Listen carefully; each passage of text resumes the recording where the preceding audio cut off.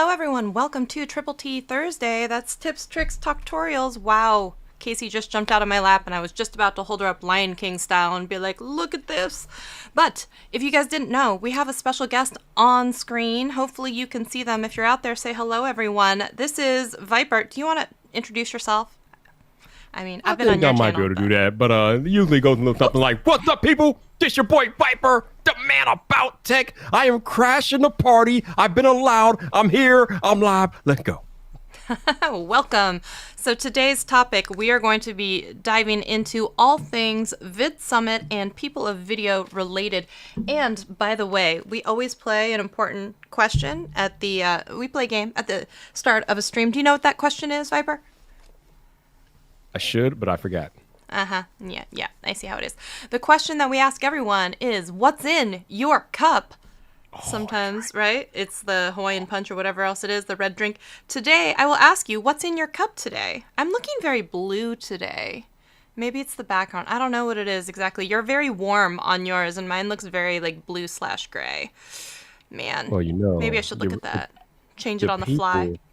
That rock with your boy Viper, you know that I got the wild cherry Pepsi on deck, so that's what's in my cup today. Wild cherry Pepsi, very good choice. Today we are rocking the Pike Place Market Spice Market tea, which is the cinnamon clove original tea. It's, I don't know if you can see, it's like steaming, so we're gonna have to give that a second.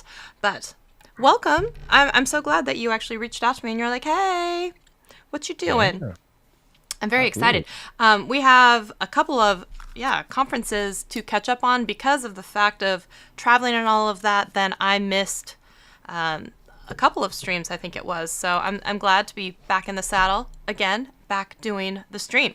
So first of all, this was a very special Vid Summit for you because you not only got to do MC hosting duties for, some of that, and then you also have started a new job. But you got to attend this one as a fun attendee/MC.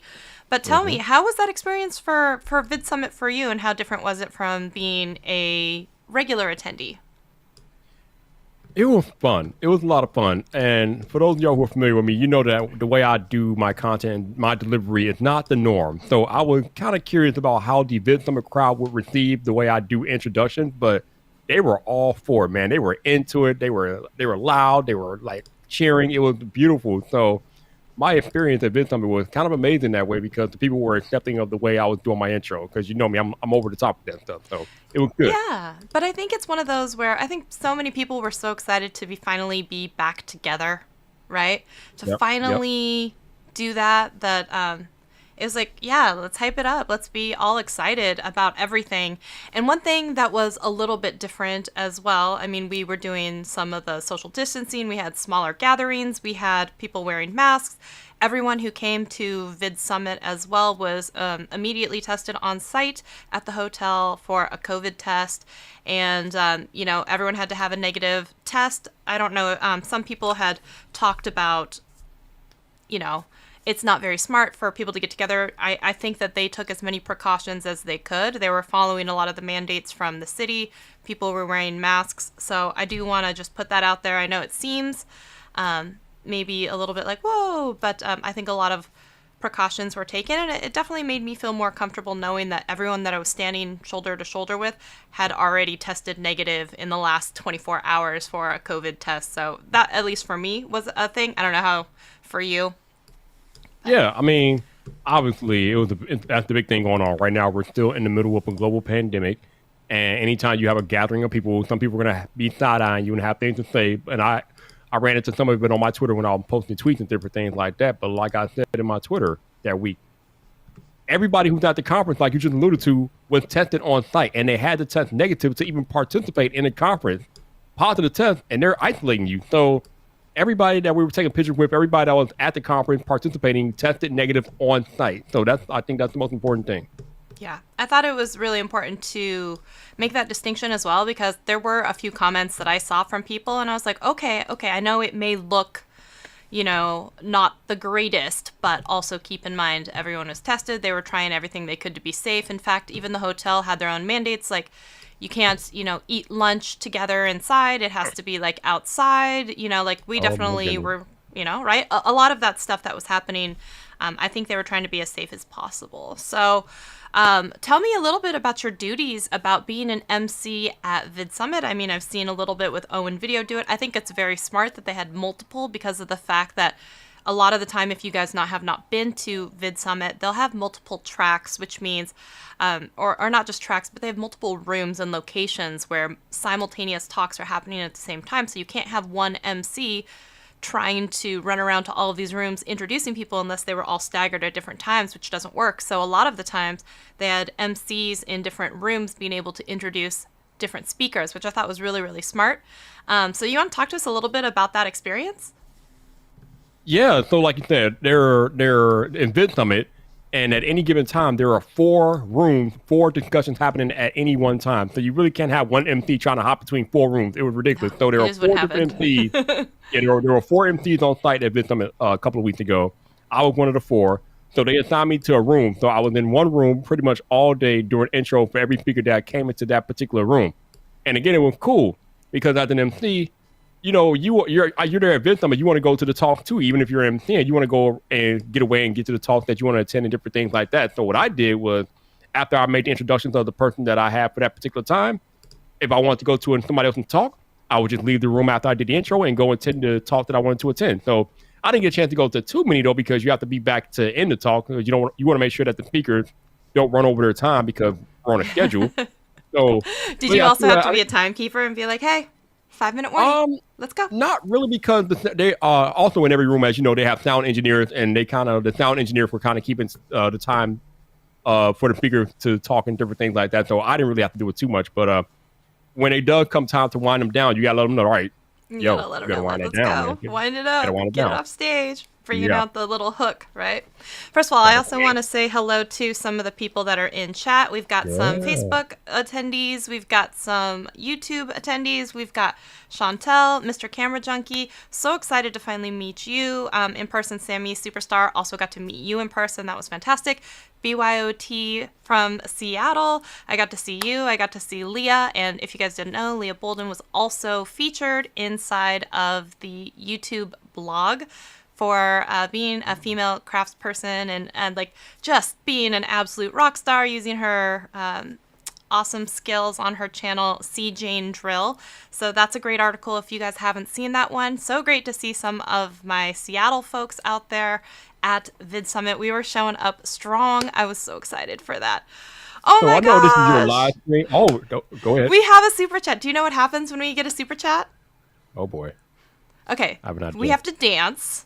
So 1 second, because I'm not sure if I have the scene set up correctly for dancing with the green screen and a guest. So we're gonna talk. We're gonna love each other through it, y'all. 1 second, Zach. Thank you so much for your super chat. Appreciate it. Happy belated Thanksgiving to you. I saw that you had a prime rib. Ooh, it looked delicious. Give me 1 second. Let me see about getting set up with our overlay here, and then Viper, I will let you pick a song, and then we will boogie it up. So 1 second here. 1 second.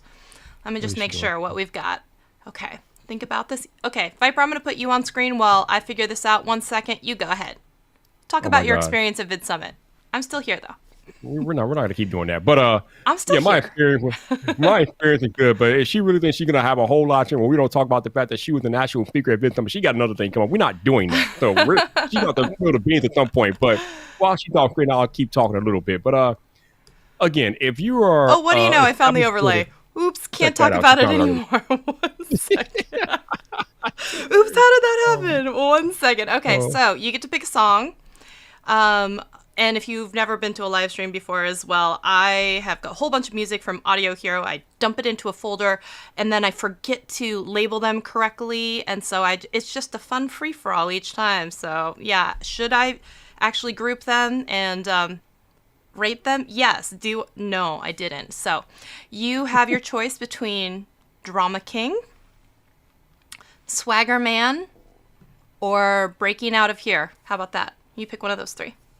Let's go with Swagger Man, I guess. I knew you were going to pick that one. Okay, no guarantees on this, so I'm going to put the song on, and then I'll put the overlay on, and then we boogie. So, Zach, this is for you. Thank you so much for the super chat. Appreciate you so much. 1 second. We are going with Swagger Man.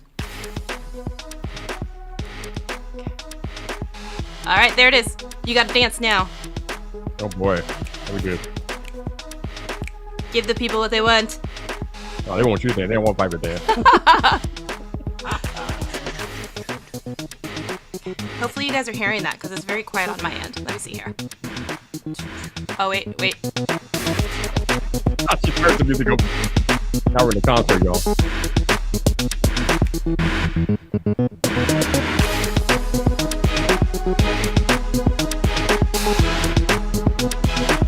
Hang out here. Damn it. All right, I will put you out of your misery here. Enough of that.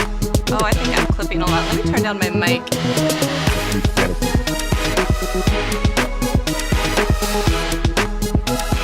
If you guys are out there, let us know how we're sounding.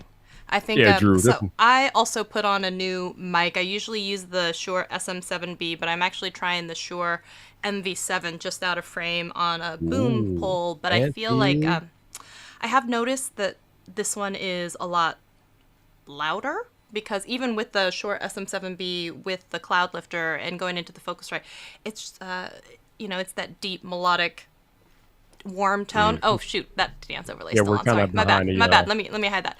I have noticed that when I put on the MV7, it has like a brighter tone, but it also clips a lot more, and also maybe just it being out of frame closer. I don't know what it is, but anyways, I'm sorry. Where were we? Out there in the audience, tell us how the sound is. Okay. At Vid Summit. Okay. You need to talk to us about how your experience was at Vid Summit. Yeah.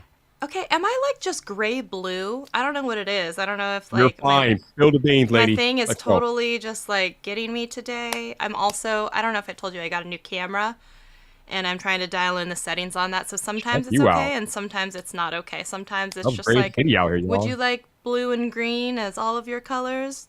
Because you're gonna get it. So that's where we're at right now. Okay, so yes, I did speak at Vid Summit this year. It was my first time. That's false. It was my first time doing a solo presentation, because last year when they were doing some of the online virtual stuff, I was involved in a panel. It was Women of YouTube panel that was happening. But this year was my first time doing a solo presentation and doing a presentation in person. So that was very, very exciting. That is now up as a replay on vidsummit.tv, which if you've bought a replay, you can go check out my session there. I did do it as process improvements and efficiency during the upload process and YouTube channel management, and doesn't that one roll off the tongue? It just sounds so sexy. Who doesn't love process improvements and efficiencies? But I did actually, I know, right? I did actually highlight a few of the ways that I was still able to grow my YouTube channel and manage everything when I was still working full time. You know, when I was working at Google, when I was working at Amazon, and still trying to do YouTube on the side. It was my, as Doc Rock is going to say, it was my side helpful, not my side hustle.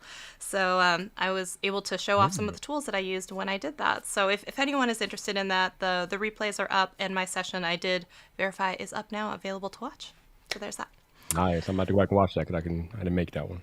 Oh, yeah. No. It's okay. Oh, one thing that really bummed me, though, I heard that there was a speaker's lunch, and I didn't hear about it until way after, but at the speaker's lunch... I didn't know it was... there should have been a speaker and MC lunch. I didn't know about this either. What the hell, man? I didn't know. They gave out the Peter McKinnon original, nomadic bag.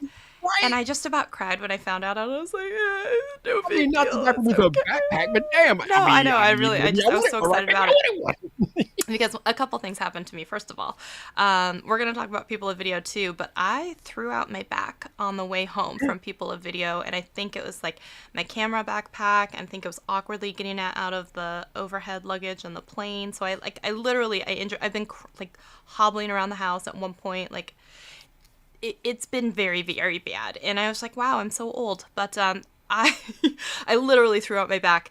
And I was like, I wonder if having a nicer bag to support all of this stuff would have been helpful for me. And one thing that was kind of cool, but also made me sad, was that I had done the Kickstarter for Nomadic, for the version 2, because I figured the first bag was just a little bit too big. And so I was really excited for the smaller everyday one for traveling. And I got to do an unboxing at the Nomadic table. They had a brand new one there to show off, and they let me unbox it and rip into it. So I actually threw that up as a little Instagram reel. Ooh. But I got to unbox and see what that bag is kind of going to look like, and I'm really, really excited. But then when everyone was walking around with like, oh, I got this bag at the speaker lunch, and I was like, one, speaker lunch. And then two, I was just like, and the original Yeah. bag, because I would love to have the original bag too for, for more traveling. But that's a side story Yeah. no one asked for. So there's Yeah. that. So Nobody told us about no speaker lunch. We did not know. I know, I'm so sorry. So hopefully, I don't know, maybe they could still send us bags. You never know. You never know. Who Chantel, knows? actually, so it isn't the A6400. I was saying I have a different camera. And if you guys had been around for one of these talks, I think it was with Sagi a couple of weeks ago, I was saying how my stupid butt is like playing this upgrade game a lot of the time and buying things that I really shouldn't. So I bought an A7 III, even though I want the A7S III. And I was just, why would you buy the camera knowing that it's not the camera exactly that you want? And I'm like, because I'm dumb. So it's the A7 III that I'm currently fighting blue and green on. But I don't Oh, mind because I'm a Seahawks fan and those are my you are colors. really about to get mad because apparently next week they're announcing the A7 IV. Oh, I don't care.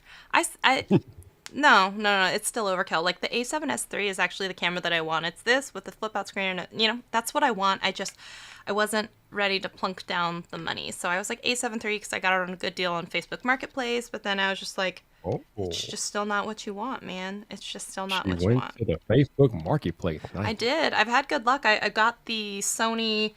Oh God, I can't reach. It's. Uh, uh, it's so Have your close. dog retrieve it. Calling the It's dog. I got a Sony 10 to 18 lens on there too. And Ooh, anyways, baby.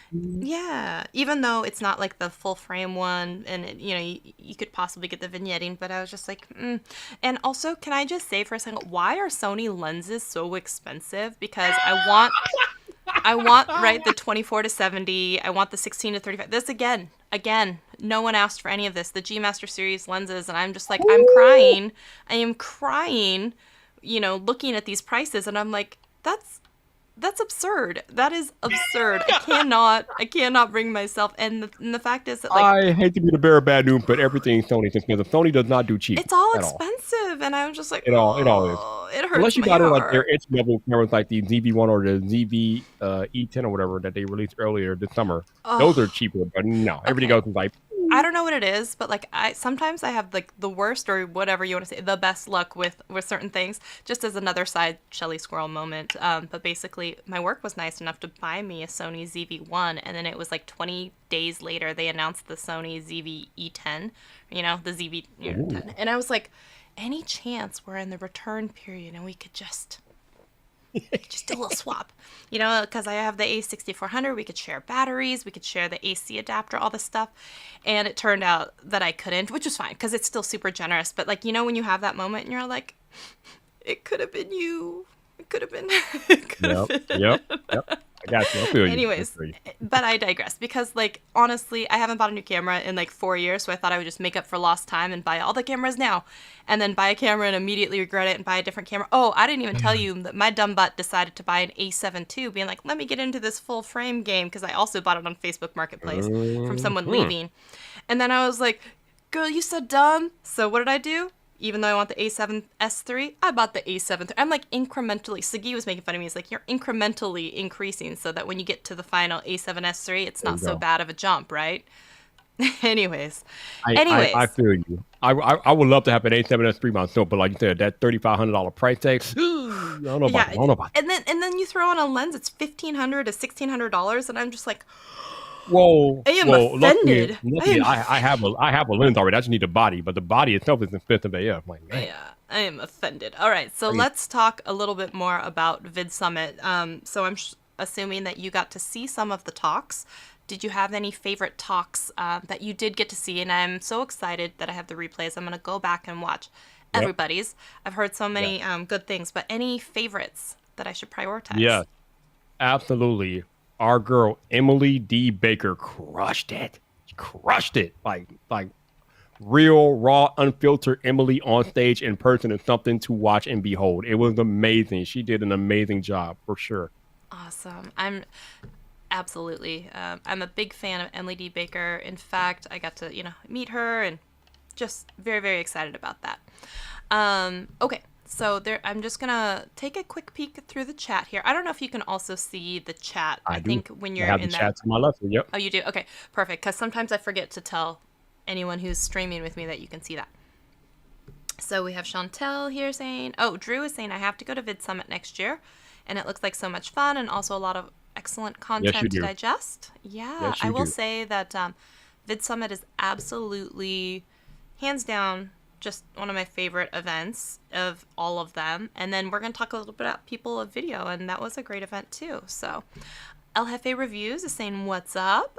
Yeah. And Hey. yes. Oh, yeah. Silver Lining is also saying with me the version 2 of the backpack is, we're very excited. And the thing is, I thought that it was going to be here before Vid Summit, but unfortunately with some of the production issues that they've run into with the pandemic and everything have slowed it down. So hopefully, I believe it's November or December at this point, which they said they were a little bummed because it's one of the first times they've ever missed a deadline. But I did talk to them, and I did get to see the bag, so at least that was some consolation. I'm really excited about that. Annette Portalatin is here, and BYOT is saying, absolutely, those lenses are so expensive, right? It's like you look at it, and then you're like, no, thank you, but no. You're like, I mean, if I had you can't even unlimited play money. in their pool unless you have $1,000. You got that. You need $1,000 for entry, people. I know. It's ridiculous, right? It's so ridiculous. Oh, my No, goodness. it is ridiculous, but they're so good. Mr. Camera Junkie is here in the. Okay, I can't say anything to you, right? You're like, because it's literally in your Mr. Camera Junkie. So. I know. Okay, so absolutely we got to go see Emily D. Baker's chat. And hers, if you guys didn't know, was how to build a thriving online community, raving fans with live streaming, which is so appropriate because even with her channel size, she is usually pulling in, several thousands of people on her live streams. We got Coffee and Cursey Words, you got all kinds of cool stuff that she's talking about in real time, and just what a awesome community of law nerds, and just amazing stuff. And she's hecka cool. I like her a lot. And I told her she inspires me with her purple hair. I was like, I could never do it. I could never do it, but I'm always like hopeful one of these days. I'm like, yeah, sure. Okay, so let's talk a little bit about not maybe the history, but just the environment around VidSummit. Is there anything that you would want to tell people who've never attended the event about what to expect, or, any words of advice, stuff like that? Yeah, so there obviously, as we know, there are a bunch of different conferences out there. Now, the only one I've ever been to is VidSummit, so I can't speak to the environment of like VidCon or Social Media Marketing World or other conferences. But from what I hear, VidCon is more of a fan fest. There's a lot more fans there trying to meet their favorite creators and different things like that. What I can tell you with 100% certainty is that VidSummit is not that. There's very little to no fanfare at VidSummit. It's just a conference made by creators for creators. So there are definitely going to be some of your favorite creators hanging out at VidSummit. You literally could be walking around chilling and bump into Peter McKinnon, bump into a Casey Neistat if he's there. Then Have you you gone to the speaker's lunch? I think he was there. Probably. Well, wait, Casey Neistat? No. Peter McKinnon, because he was speaking. Oh, yeah, so probably. I think we might have run into him at the speaker lunch had we gone. Yeah, and it's so cool because it's such a laid-back environment because they're not worrying about how many subs you got and different things like that. It's just creators hanging out with other creators, talking about the ups and downs of YouTube and the best tips and practices and things like that. It's an incredible environment to be in as a creator. Now, there is one thing that I want to address when it comes to etiquette at a conference. And this came up, and we ended up making a joke out of it, but I felt really bad for him. And so Sagi was talking with, I think, Brian G. Johnson, okay? Just having a conversation side by side in these chairs. And then someone maybe came up and kind of put a camera in his face and was like, hey, let's do a video. And, he's like, we're kind of in the middle of a conversation. He's like, but I only have this, camera guy for a little bit. So I want to talk a little bit about this, and that's a little bit paraphrasing, but one, when you get together in a conference like this, it's absolutely easy to try and create content with other people because they're there, right?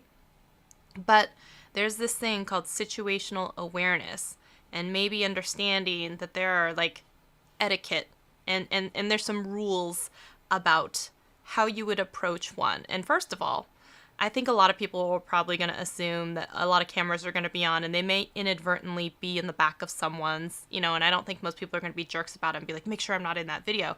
But I do think it is very different and directed when someone puts a camera in your face and then almost like expects you to perform or like do something for their benefit of their channel or something else, their content, right? And if you're not receiving permission, we're just going to come back to like consent.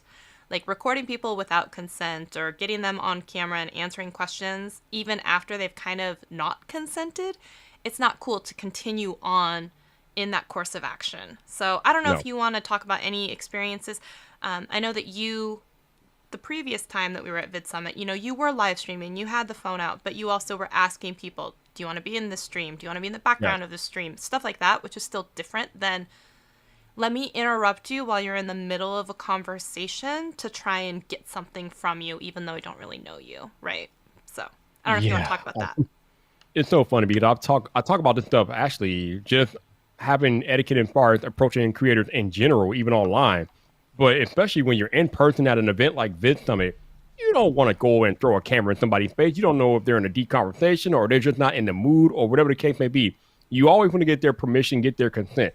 Now, I will say that there were a couple of times, a couple of weeks ago, where I kind of ran into a situation myself where I was trying to like get Mr. Beaton's attention, and I wasn't really aware that he was in a business conversation, and they were like, "Yo, we talking?" Like, all right, cool. So, but once they told me that he was in a business conversation, or once he told me that he was having a chat, I'm like, all right, cool. I walk away.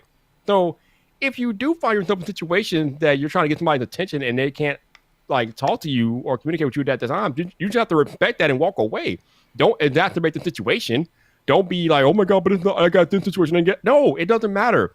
I talk about this all the time online. Nobody owes you anything. And I think if more creators just realize that, it will be much better environment overall. But for whatever reason, especially newer creators that are just starting out or those that don't have their footing yet, they have this sense of entitlement. And ain't nobody got time for that. You are not entitled to nothing. No one owes you anything, especially if you are a newer up-and-coming creator. Where does the sense of entitlement come from? Like, why do you feel like people should lay at your feet just because you follow them or you like them? No, they don't know you from a can of paint. Why should they pay attention to you? If you do want to get people's attention or whatever, you have to provide value. You have to be bringing some value to the table. It's interesting because I was having a discussion about this on Twitter 2 nights ago with somebody, and he was talking about, well, why can't people respond if you say hi to them? If you follow them and they know that if you follow them and blah, blah, blah, why they can't say hi? I'm like, because they don't owe you anything and they don't know you from a can of paint. I'm sorry. It is what it is. Deal with it. But if you do it in a respectful manner and you keep like trying to connect with her, but you don't be a jerk about it, at some point they may respond to you. But if they don't respond to you in that given point in time, don't get mad about it. Don't be a jerk about it. Just understand that there's a time and a place for everything and you are entitled to nothing. Yeah, and I think entitlement is absolutely something that should be discussed. But, you see those things where, like, someone is literally running through an airport and, someone's like, can I just get a picture? And you're like, I'm literally trying to run a flight. But, like, you don't want to come off as rude, but you're also like, I gotta go. I can't. I don't have time to stop. But that wasn't the worst part. The worst is, like, it's already awkward enough and rude to shove a camera in someone's face and then be like, yo, let me start filming you without your consent and ask you some questions. But if they're telling you like, hey, we're actually in the middle of something, to push back and then be like, yeah, but I have this like videographer here, I would be like, I didn't schedule an appointment with you. I'm not paying your videographer. We did not prearrange to have an interview. Read the room, dude.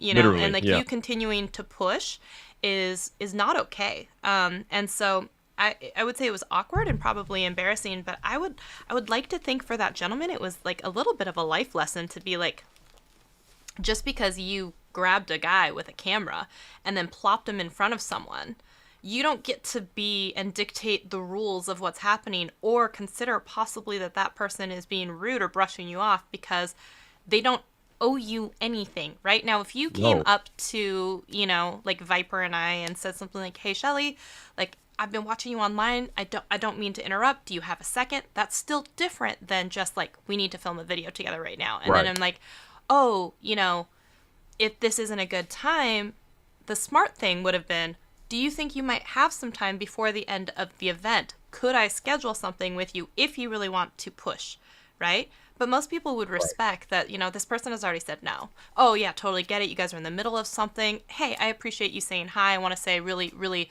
enjoy your videos. Really love that one Right. about, the tutorial on this. That really helped me.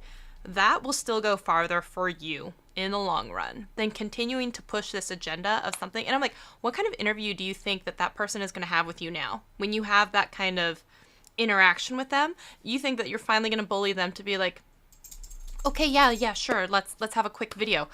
Do you think the quality of that video is going to be good? Do you think that the interaction between you two is going to be good? And it's just like, just to make a video for video's sake, to say that you had someone famous in it, is not the same as actually having a meaningful conversation with someone. It's just not. So, Yeah, exactly. There are ways to go about doing things politely and with respect. And you can get, it's like that saying, you can catch a lot more flies with honey than you can with vinegar. So just be yeah. aware. I don't know what Chantel is saying, but there's something about cookies. I do love cookies. If you came to me with a plate of cookies and said, hey, Shelly, do you want to answer a couple questions for these cookies? I'd be like, chocolate chip Yes, or let's go. masquerading oatmeal raisin, because that will also like determine if you bring me an oatmeal raisin and I'm like, okay, looks like a chocolate chip, smells like a chocolate chip, and then I bite it and it's Yeah. oatmeal raisin and you knew that, we Ooh, can't be friends. No, I have no, been that's a personal I've been foul. burned one too many times with that. Can't That's a can't do it. personal foul. Don't do that. Don't do It, that. it it happened to me at Vid Summit, and I was like, it was a really well disguised oatmeal raisin. I Ooh, thought it was. I thought it oh, was. And that oh disappointment that no, happened. It's like, whew. no. Anyways, but one other thing I want to say about etiquette at VidSummit, I saw a couple of Twitterings about it online saying stuff like, maybe VidSummit is a little clicky, VidSummit is a little bit too segregated, and I want to push back and say I don't agree at all, because I think, one, VidSummit always feels like a homecoming and a reunion with friends. So a lot of the time, people are absolutely just really excited to see people that they probably haven't seen in, 1 to 2 years, something like that. You only see them every once in a Yep. while. But so yeah, there is a bit of familiarity because a lot of the people who attend Vid Summit see the value in it and they continue to come back. So a lot of those Yep. people are fostering those relationships throughout the year as well, and then finally getting to see each other or meet each other in person for the first time. So I can understand where it seems like this doesn't seem like anybody knows, but I will also push back and say that Vid Summit, a lot of the time, people are standing in open circles so that you insert yourself into it. No one is usually a big jerk about, except, we're talking here. No one is usually trying to exclude other people on purpose. So I will say, even as an extreme introvert, when you go to an event such as Vid Summit, there hasn't really been a time where people didn't want to talk to me or refused to talk to me, but they didn't necessarily, look over their shoulder and be like, hey, awkward person standing there by the chocolate chip cookies, would you like to come over here and talk to us? You know what I mean? So it's like you have to take the initial impetus to actually go up to that group of people and stand next to them, but they will absolutely include you in those conversations. And because it's such a small conference, you tend to see the same people over and over again in the hallways at different talks.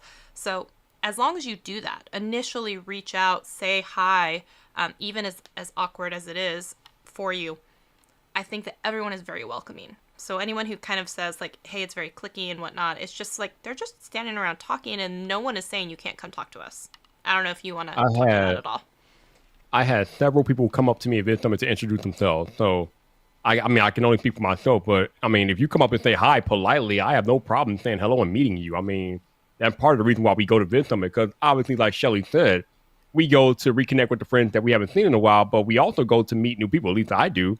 I met a bunch of new people this year at Vid Summit, and I thought that was a pretty cool experience. And I didn't really feel like it was clicky or whatever. I mean, I don't know. Some people are just weird. Like they're Some people for see whatever things that reason they maybe aren't don't. there either. Yeah, they're for whatever reason, maybe that's because they didn't have the experience that they thought they were going to have, and they use that to paint a broad brush over the entire conference, and it's just not that way. No.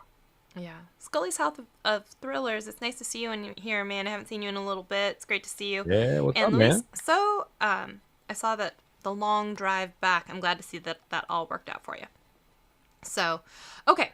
Anything else you want to touch on with Vid Summit? I will say that for anyone who is on the fence, and Viper alluded to it a little bit as well, I will say that VidCon has been like, it's been okay. And, I guess I'll be happy to see it back when it returns.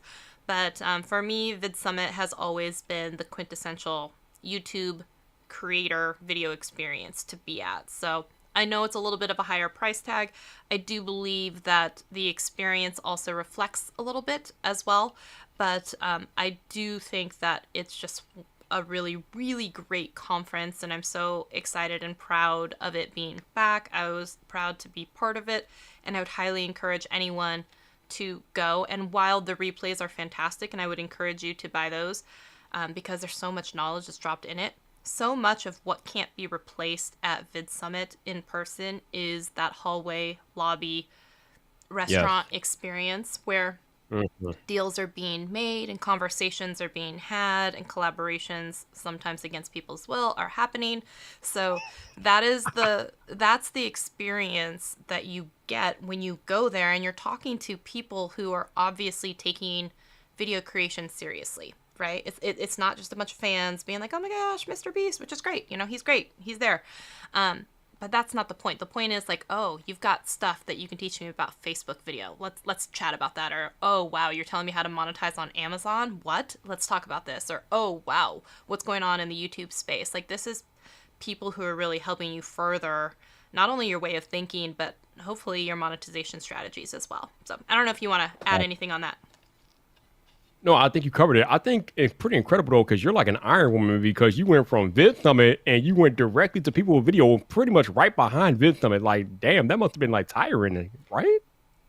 Yeah, it was. I will say it was exhausting. Not gonna lie about that one. But yeah, let's talk a little bit about People of Video.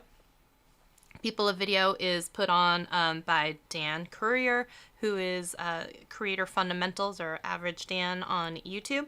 And one of the nice things about it is it's a conference, again, by video creators for video creators, but this time is housed on the east side, right? So we're...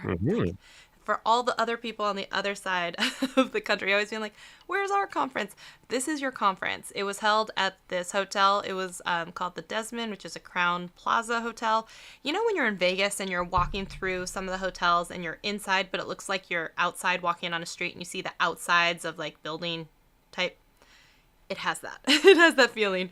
And you wouldn't know it because the hotel itself doesn't look super... glamorous or huge even from the outside, but once you're inside, it's very easy to get lost in there. They've got multiple like courtyard areas. There's koi fish in this big pond. The venue is beautiful, and one of the nice things about this one, it was a much smaller event.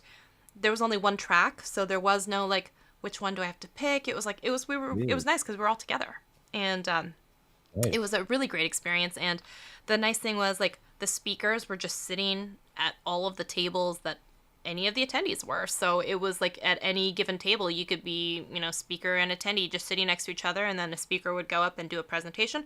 Then they'd go sit down and then they would start, taking notes. And I had like awesome conversations with tons of people, like I was sitting next to Roger Wakefield and sitting next to, all sorts of amazing people. And it was just really awesome to see some of the people that you don't necessarily also see at Vid Summit because maybe it's cost prohibitive or just too far to go and travel to. So I know Luis, or Mr. Camera Junkie, was out there with his family and made the drive from Florida. Oh my gosh. Wow. I know, right? The whole Ecamm fam was out there. I got to see Doc Rock came over from Hawaii and I got to meet him and Katie and just a whole bunch of the Ecamm fam. By the way, there are some replays also available for People of Video, available on their website. One of the things that I did, I made sure to go over to the Ecamm booth, and I brought all of my slides. I did the exact same presentation that I did in front of people, just minus some audience interaction. And so if that's a conversation or, a replay that you want to watch, the People of Video stuff is there. Also, tickets for next year, because it's going to become an annual event as well. They're available for next year at a discounted price. So, I would check that out. But yeah, it was a great experience. I feel like you're kind of right in the middle, right? So I feel like you could have gone, you could go there over that direction too.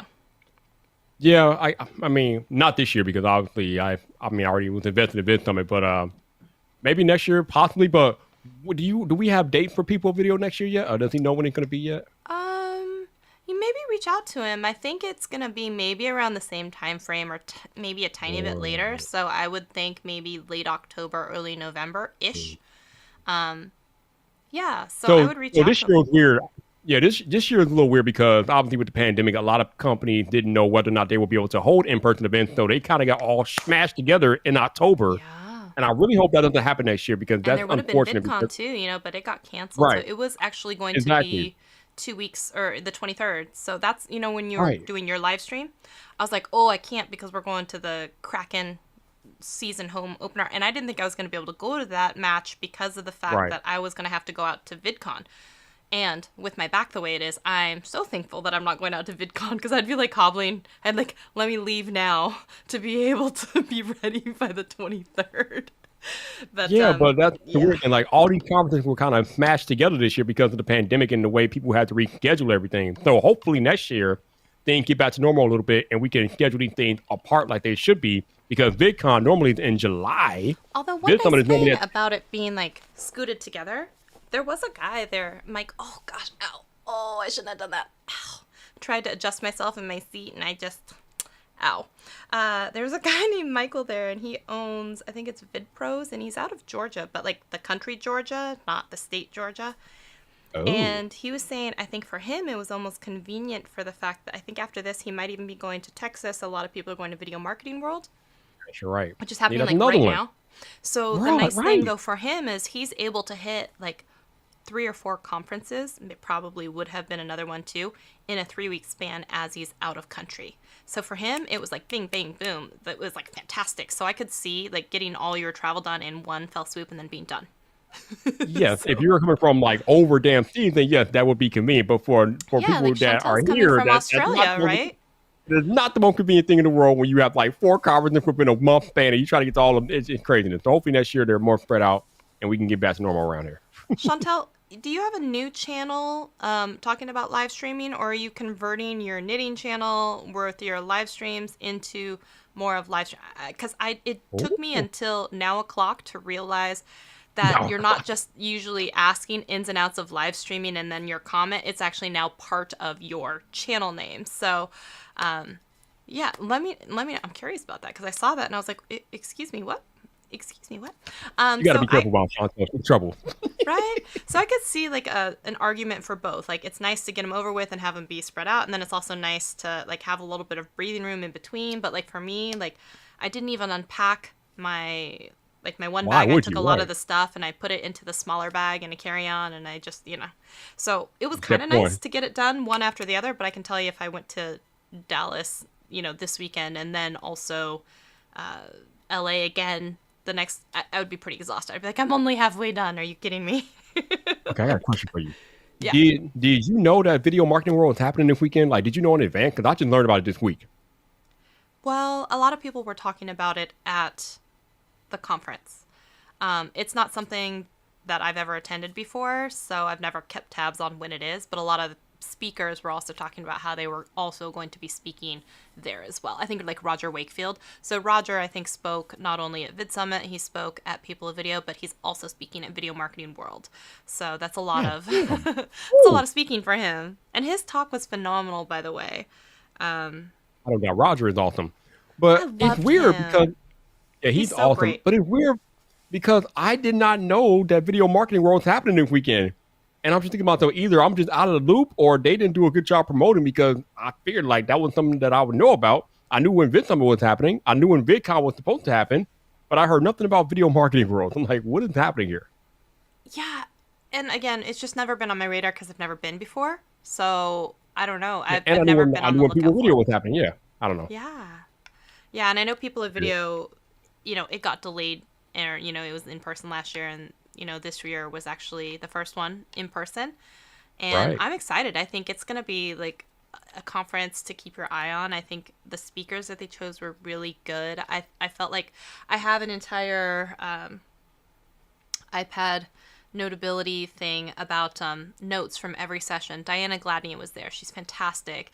And Roger Wakefield spoke, and he was phenomenal. Jeff Barch, was saying awesome things. So just really amazing speakers overall. And I think everyone that he chose did such a good job. I was so excited to be there, and I enjoyed how small and like intimate it was. And it's a little bit like, I'm sure it's going to get larger, which makes me a little sad because I enjoyed the smaller, but like it's such a good conference, it's going to grow.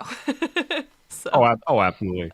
I mean, I'm pretty sure when Vidsummit started 8 years ago, it was pretty much the same way. It was I'm pretty sure it was small. very small, and then they Exactly. got I feel and it's gonna like go the same way. Yeah, Because absolutely.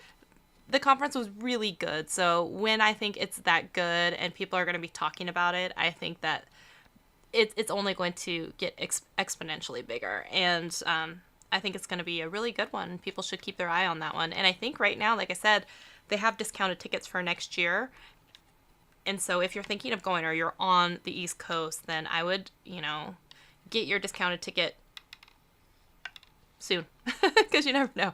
And also, like, not only the sooner you do it, it registers interest, which means that they can go about making sure that, they have the right venue, which the venue is beautiful, or, they have the right speakers, or they can kind of like guesstimate how many people are coming. So all of that stuff's important.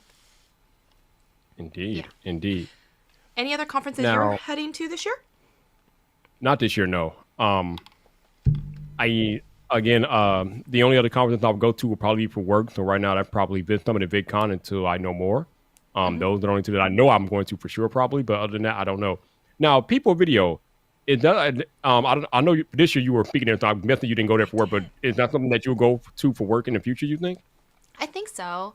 It turned out, TubeBuddy was actually a sponsor of them too, but I had actually been asked to speak even before I had joined the team, and so it just kind of worked out naturally that I ended up going there and also getting to speak.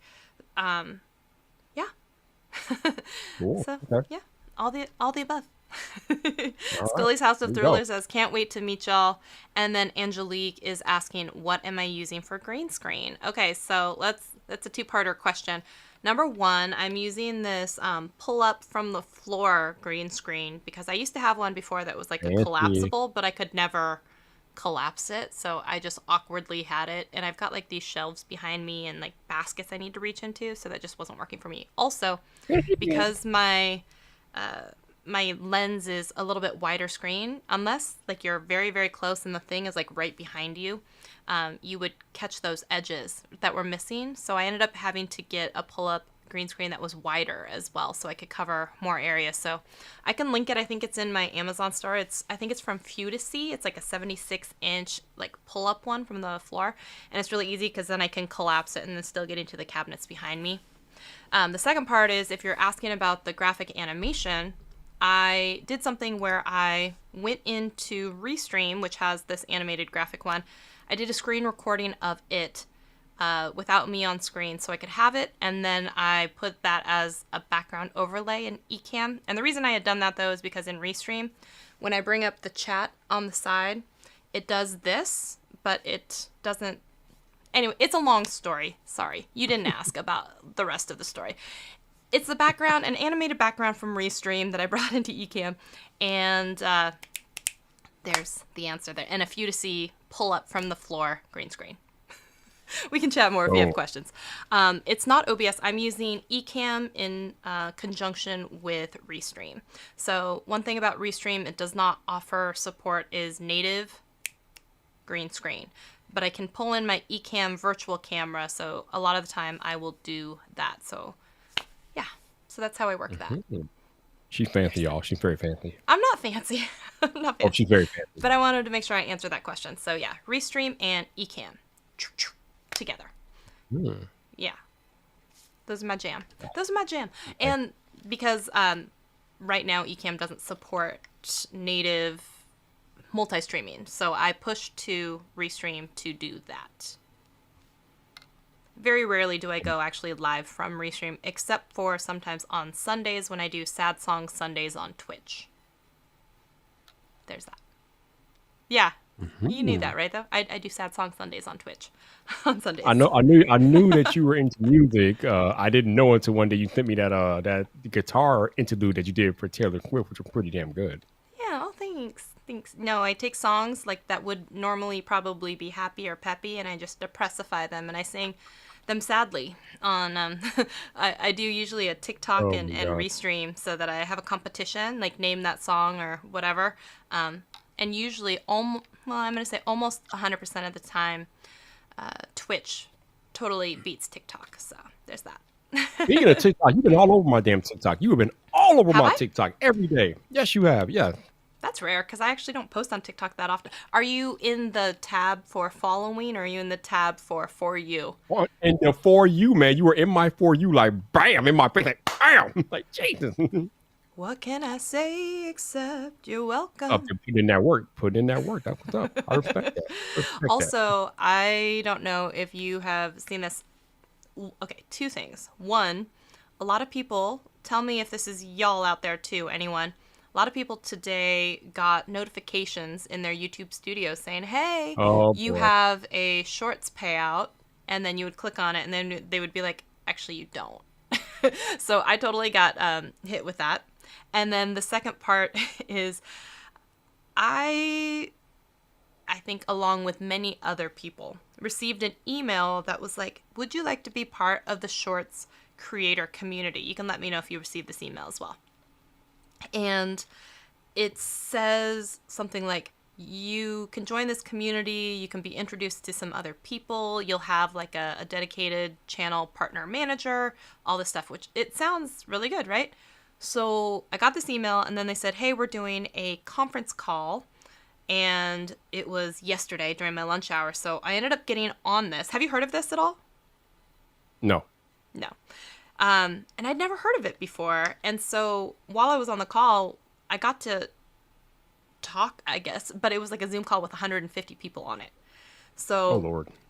yeah, it wasn't a one-on-one, but it was still interesting because they were talking a little bit about shorts, some do's and don'ts, giving some like tips. And then I had also received a separate email that was like, hey, try and do a short maybe like with this song, or tag us or something like that. So that's why the reel that went up today and the TikTok, or I did it on TikTok and I did it on YouTube. That's why I put out another one.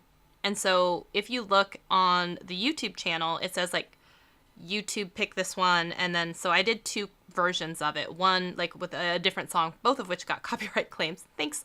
But YouTube was saying like, you can still optimize and maybe you should, but I have all these different questions. And so I'm running experiments on my channel right now. So one of them I uploaded and I left a lot of defaults and I let YouTube pick the thumbnail type stuff, the auto-generated one. And apparently it just picked one with like the goodies on screen. I don't know.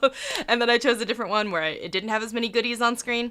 And so it's interesting. I'm trying to see what that looks like, if you optimize or don't optimize or put things or don't put things. Interesting. I mean, I got the notification on one of my Androids. I didn't get it on my iPhone, but on one of my Androids, I got the notification about, hey, you have YouTube short funds, even though I haven't made a short video in like a month. But yeah, like you said, when you click on the notification, and it's like, nope, you didn't make short fund. Yeah. Nothing. Unfortunately for Hoodwink, them as well, they bamboozled, put out. trick. Go ahead. No, I was saying we got hoodwink, we got bamboozled, Oh. we got tricked. I think maybe there was just an error in the notification system. Maybe some people got it that they weren't supposed to. It was the first time I've ever seen the notification. I think a lot of other people too. So I bet they probably fixed it. But I did have this weird, interesting. Tell me anyone out there who's putting out shorts content, if this is you. I can have a video that I've edited and it could be 4K and it's a vertical video. I can airdrop it to my phone. If I upload it from my phone in the shorts section of the YouTube app, it will never process HD. It will only be SD at 480p. If I do it through the desktop version, it will process to 4K. So same file, just airdrop between the two, will only be high def if you do it through the computer. And I don't understand why. And so I tried to put that as a question today on the new YouTube Shorts video that YouTube themselves put out in Creators Corner or whatever, or the Creator Insider channel. And so, again, though, but the number of people that were like, "Why are you editing on your phone? You should edit on a computer." And I'm like, first of all, I do edit on the computer, but that's not the question. The question is, why is it only 480p from my phone, and why is it 4K from desktop only? And then the next guy comes in and says something like, I don't know why you just don't have 1080p. No one is looking at that anyway. And I was just like, people view shorts where they're going to view shorts. I still want to have the highest quality that I can, even if it was a 1080p file though. Same question. Why is it only 480p from my phone, and why is it why is it high def only from the computer? And like, people are focusing on all the wrong things, and I'm like, that's not the question. Don't you hate when that happens when they never answer the damn question that you intended to ask? They always give you 1,000 excuses. I was just like, again, that's not the question. It's not the question. Right. Why don't you edit on a computer? And I'm like, first of all, I didn't say I don't edit on a computer, but that's not the question. My question is, why can I have the same file and it only processes HD if you upload from a computer? And the next guy was like, I don't know why you just don't do 1080p. I'm like, still not answering the main premise of my question. But anyways, I digress. That's not the point. But the point is, I just find weird quirks like that, and I really kind of want to I want to find out why. Indeed. Yeah. Absolutely. Nothing wrong with that. Nothing wrong with that at all. Right? Yes. Anything else that you want to share with people while you're here with us?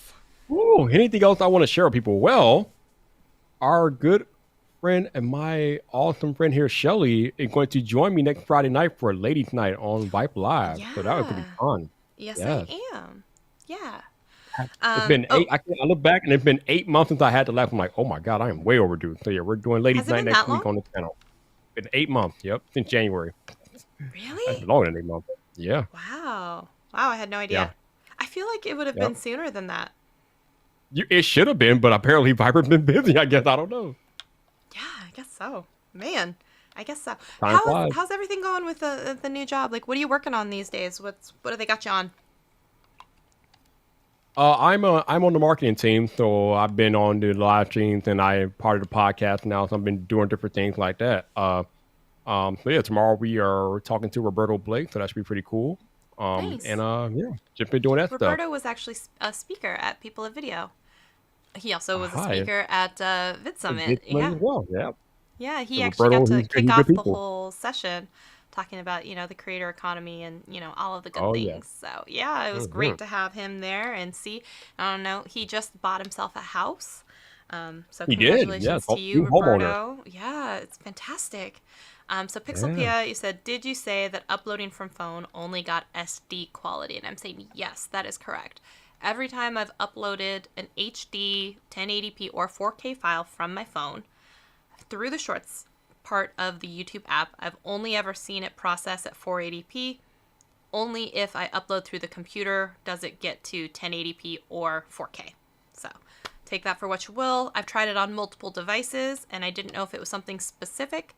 But I don't know. Same file. It only processes to 480 if I do it through the phone. And what's weird about that as well is that, if you upload through the computer, you can have higher def, but you can't have access then to the Shorts library of music.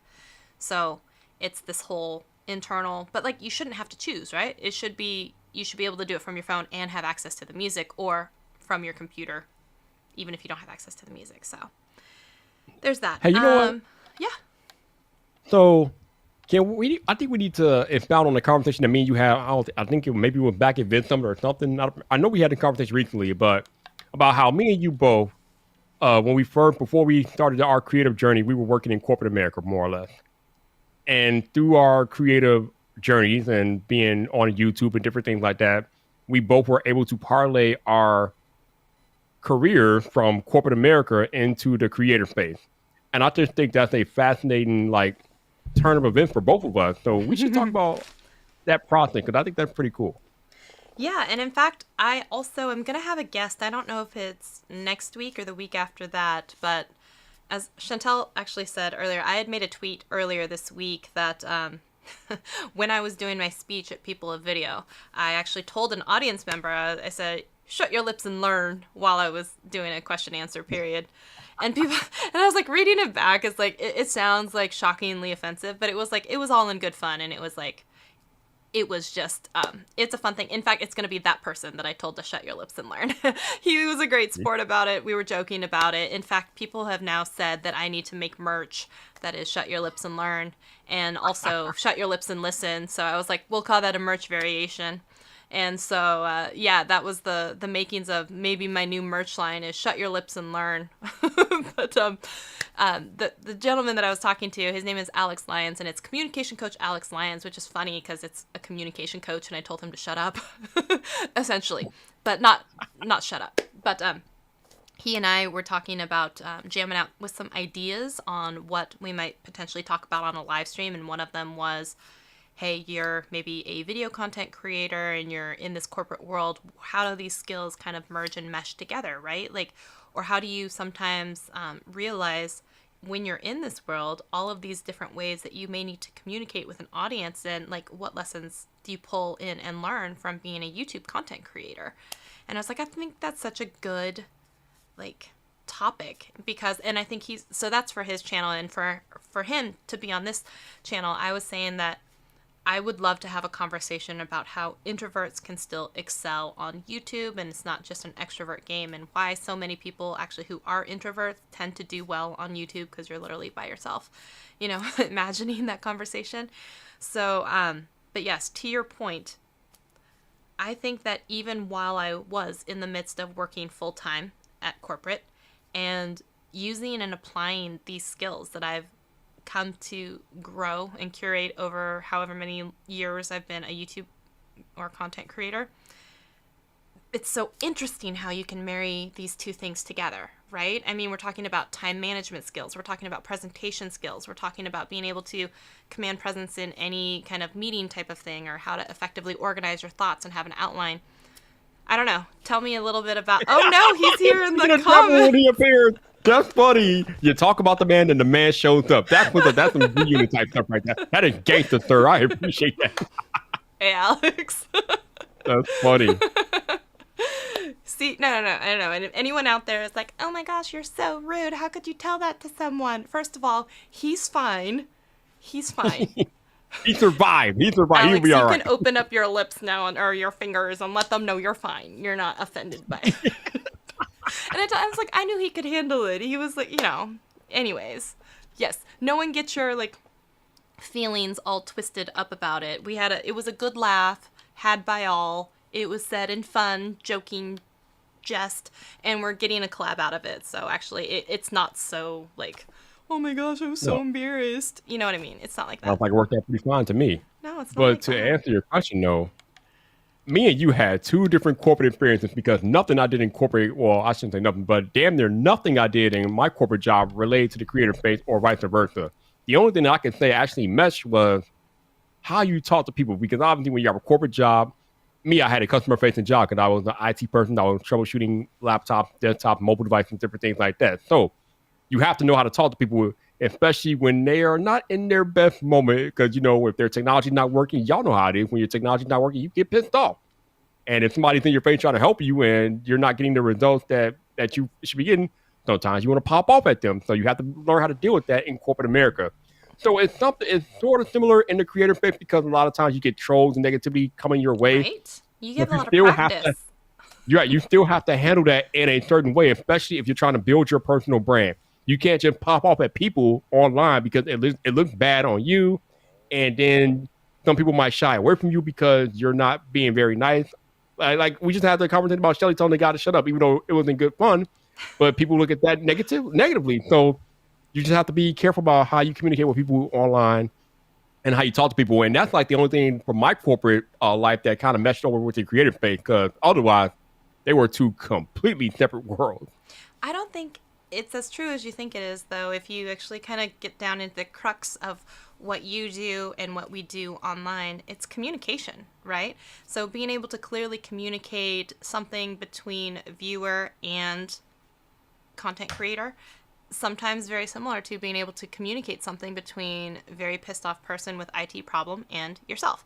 If you think about the fact that you contextually have to take something that can be very complex and break it down into a simple way of understanding and explaining, you can't be like, well, this gigawatts and the gigahertz and the blah, blah, blah, right? You have to be very almost purposeful in the way that you structure and say, you know, this was overheated and so it caused this to like stop working and functioning. So what we're going to have to do is replace this part. And, it, you know, like being able to clearly break down and have it be understood and easily digestible by the person ingesting it. That is like the crux of teaching. And that's what we and you do online, right? So it's about this smartphone. It's about how to download this latest iOS update. It's about how to do something inside of iMovie. If I used all of the jargon and made it so confusing that people couldn't do it and they feel frustrated, that's kind of the same as me or you using that same language at work and having someone be so frustrated with their IT experience that they want to throw the laptop at you, right? So it is actually more closely aligned than you think. Okay, I retract my previous statement. You should. I did. You shut your lips when you're talking to me, right? Oh man, right. It's just going to be every variation of this from now on. It'll just always, in fact, that should be the shirt. You shut your lips when, and then the other thing, right? You shut your lips and learn. You shut your lips when you're talking to me. You shut your lips and listen. That was the other one. That was Alex's variation. I was like, that's a good one. You know, you shut your lips and, right? It's so good. You just start with that. Yeah, but to your point, I guess it is kind of similar in that way because you have to be able to break things down in such a simple way for the everyday person to be able to understand the tech that you're trying to get across in the video. So in that point, you're right. It is kind of like that. And not in a condescending way, but in a way that makes sure that effectively communicates, you know, the end result and as well as the journey that, you know, and having that empathy, sympathy, whatever you need to still have there and be that with them. I know, right? I was thinking shut your lips, but I didn't know if dudes would ever want to wear a shirt that has like a big right lipstick on it or something, you know? So I thought maybe you'd have to spell out lips. Shut your lips, and then, fill in the rest there. It's just, it's clutch. It's going to be good. That will be the new merch line eventually. But I think also, if you think about it, being able to schedule as much as you need to do when it comes to, you know, having your content be out there, written communication skills, all of that, those are all things that you're doing at work as well, whether that's how you respond back to someone or a brand or company when they're commenting something and they want to have a video on your channel is the same way that you would almost maybe structure an email when it comes to what is the tone of voice that I'm using when it's someone who's having an issue versus someone who is my boss versus someone who's a potential employer, right? So maybe the way that you wrote to Rob Sandy may not be the same way that you would write to someone who's saying my computer's broken, and you'd be like, well, then how are you writing this email? And then, you know, unless it's from their phone. But you know what I'm saying? Like, situational awareness is one of those things I talk about a lot, being able to contextualize and change based on who you're talking to, and still in a way that's genuine. So you don't, except for, you know, when you're talking to a dog, you're like, oh my God, you're so cute. Like, you don't say that to other people, but you're still able to recognize that there are times when you say that voice versus when you are in like, oh, you know, I got to have the talk with my significant other. That's a different tone, and that's a different set of like vocabulary that you start using, right? And so being able to context switch like that, I think is difficult for a lot of people. And so it actually is something that starts to, as you build your skills, right? It's not always the same tone that I take in my speech at a conference as it is in my YouTube videos on my channel versus a live stream on my channel versus when I make videos for TubeBuddy either, you know? And in fact, someone had said something like, you don't speak the same, like you speak a little bit slower and blah, blah, blah when it comes to maybe others. And I'm like, I have to speak slow because because I usually speak very fast. You know, I'm like, I speak fast and people listen slow. So like, I have to like meet them where they are and I have to speak slower when I'm over there. But when I'm here, I can just kind of like be squirrel brained and all that stuff. So does that make sense? So I think there are still a lot of skills between the two. Yeah, but I think the bigger conversation, though, is the fact that we were able to pivot and transition from corporate America into the creator space because out of sheer will more than anything. I think we both wanted it bad enough that we did what we had to do to make that transition happen because we did not want to be in corporate America anymore, and we wanted to work full-time in the creative space, and we made it happen. Well, I'm going to also counter you back with one other reason. It's not sheer will. It's because of relationships. Relationships, right? Like that you. So if you think about this, 4 years ago, if I shoved a camera in Sagi's face and I said, hey, shoot this video with me right now, and he later becomes like a huge conglomerate, he's going to always remember that I didn't have like the proper etiquette, that I didn't have, you know, like boundaries, that I wasn't able to like respect and pick up on social cues. And do you think he would hire me? No. So those relationships that you make with people 4 years ago are what pay the dividends for you to have a job 4 years from now or whatever it is. So it's not necessarily just because of sheer will. It's also because of like the longer you're in it and the more people that you start to talk to and the deeper the formation and the relationships are, I think that's is your calling card, your business card, and your resume when it comes to as a content creator. Because if I wasn't already making videos for, let's say, the TubeBuddy channel, if I wasn't already live streaming on their channel, if I wasn't already friendly with a lot of the people that are on their staff or team or whatever, I don't know if I would be at the top of their list for them to call 4 years later to be like, you're the new face and guardian and shepherd of our brand. You know what I mean? Mm-hmm. Yep. Yeah. I mean, I can definitely speak to the whole relationship thing. I mean, relationships are so important in what we do because we are in a reputation-based business, and when you are in a reputation-based business, relationships are everything. So, like Shelly was alluding to, you have to have those relationships. You have to be able to cultivate positive relationships with your fellow creators, with the brands, with people that you just meet and talk to in general, because you never know when somebody might come be in a position to help you, or you never know when that can come Or back hurt on you. you. So, Or or hurt hurt you. you, or hurt you, right? So Right. you got to be above board. You got to be on it, definitely. What am I missing here? Pixel Pia says, gosh, how happy I am that I am turning 64 next birthday. I don't know. Very happy. I'm happy for you as well. Pixel Pia. Did I miss She is something living about? life. I don't know. Like, I don't know if I missed something. But yeah, oh, she's talking about a life experience. Yeah, life oh experience. Yep. yeah. You know, and I have to say that having life experience and being able to apply it is so different than a lot of people, because what I see so many times are people being exact replicas of something they saw online that was famous, and they're trying to do that and replicate the same, or expecting to replicate the same like, but you don't have the same stories. You know, it's not as funny when you tell the story about someone doing something that obviously wasn't you. You know, there's only so much that you can do when it doesn't actually pertain to you. And so having your own stories is actually a lot better, because I think at the crux of almost everything on YouTube now, everything with analytics, everything, it is a measurement of engagement and viewership and satisfaction from viewers. And a lot of the time viewers now, they're not just looking to learn something, they are looking to connect, and they are looking for that storytelling, and they are looking for some entertainment. So if you don't have any life experience, it's not always as easy to be able to relate to someone and be able to convey any kind of story. So Yep. Indeed. yeah, there's that. There's that. Well, I've kept you longer than our usual, but is there anything else that you want to talk about? Or sorry about that. I usually go an hour, and look at us, chatty No, we Cathy's. no we are hanging out, so we let's hang out. That's what we're doing here, right? Yeah, no, I'm so glad that you were able to come on. It's so nice. First stream back, and Of it's always course. easier, honestly, when there's multiple like people, Yes. because getting to have a conversation with you and then getting to have a conversation with anyone that's in the chat. I mean, it's always nice to have a partner to like ping pong things off of. So, Miss World Traveler, what is the next conference you will be heading to? I don't have any plans right now. No plans. Nothing that I Hmm. know of, so I got nothing. I would, I Gotcha. guess, Okay. assume if they're all going to be in order again next year, it would be VidCon of next year, and then Mhm. VidSummit of next year, and then People of Video of next year. I think that would be the order. All right. There you Oh, go. I Okay. also one The thing. other question. Oh, okay, Oh, go go ahead. ahead. I was Oh, gonna you're say up. no. What's up? We're kind of relaunching and redoing our Seattle YouTube meetup type of meetups, and I believe we've already kind of scheduled through the end of this year. So I'm actually really excited about that. So we're gonna have a Vid Summit Recap, because we had done that last year as well, because we had a large contingency of Seattle-based creators that came. It was so great. Like Brent from BYOT was there. Like I said, Leah was there.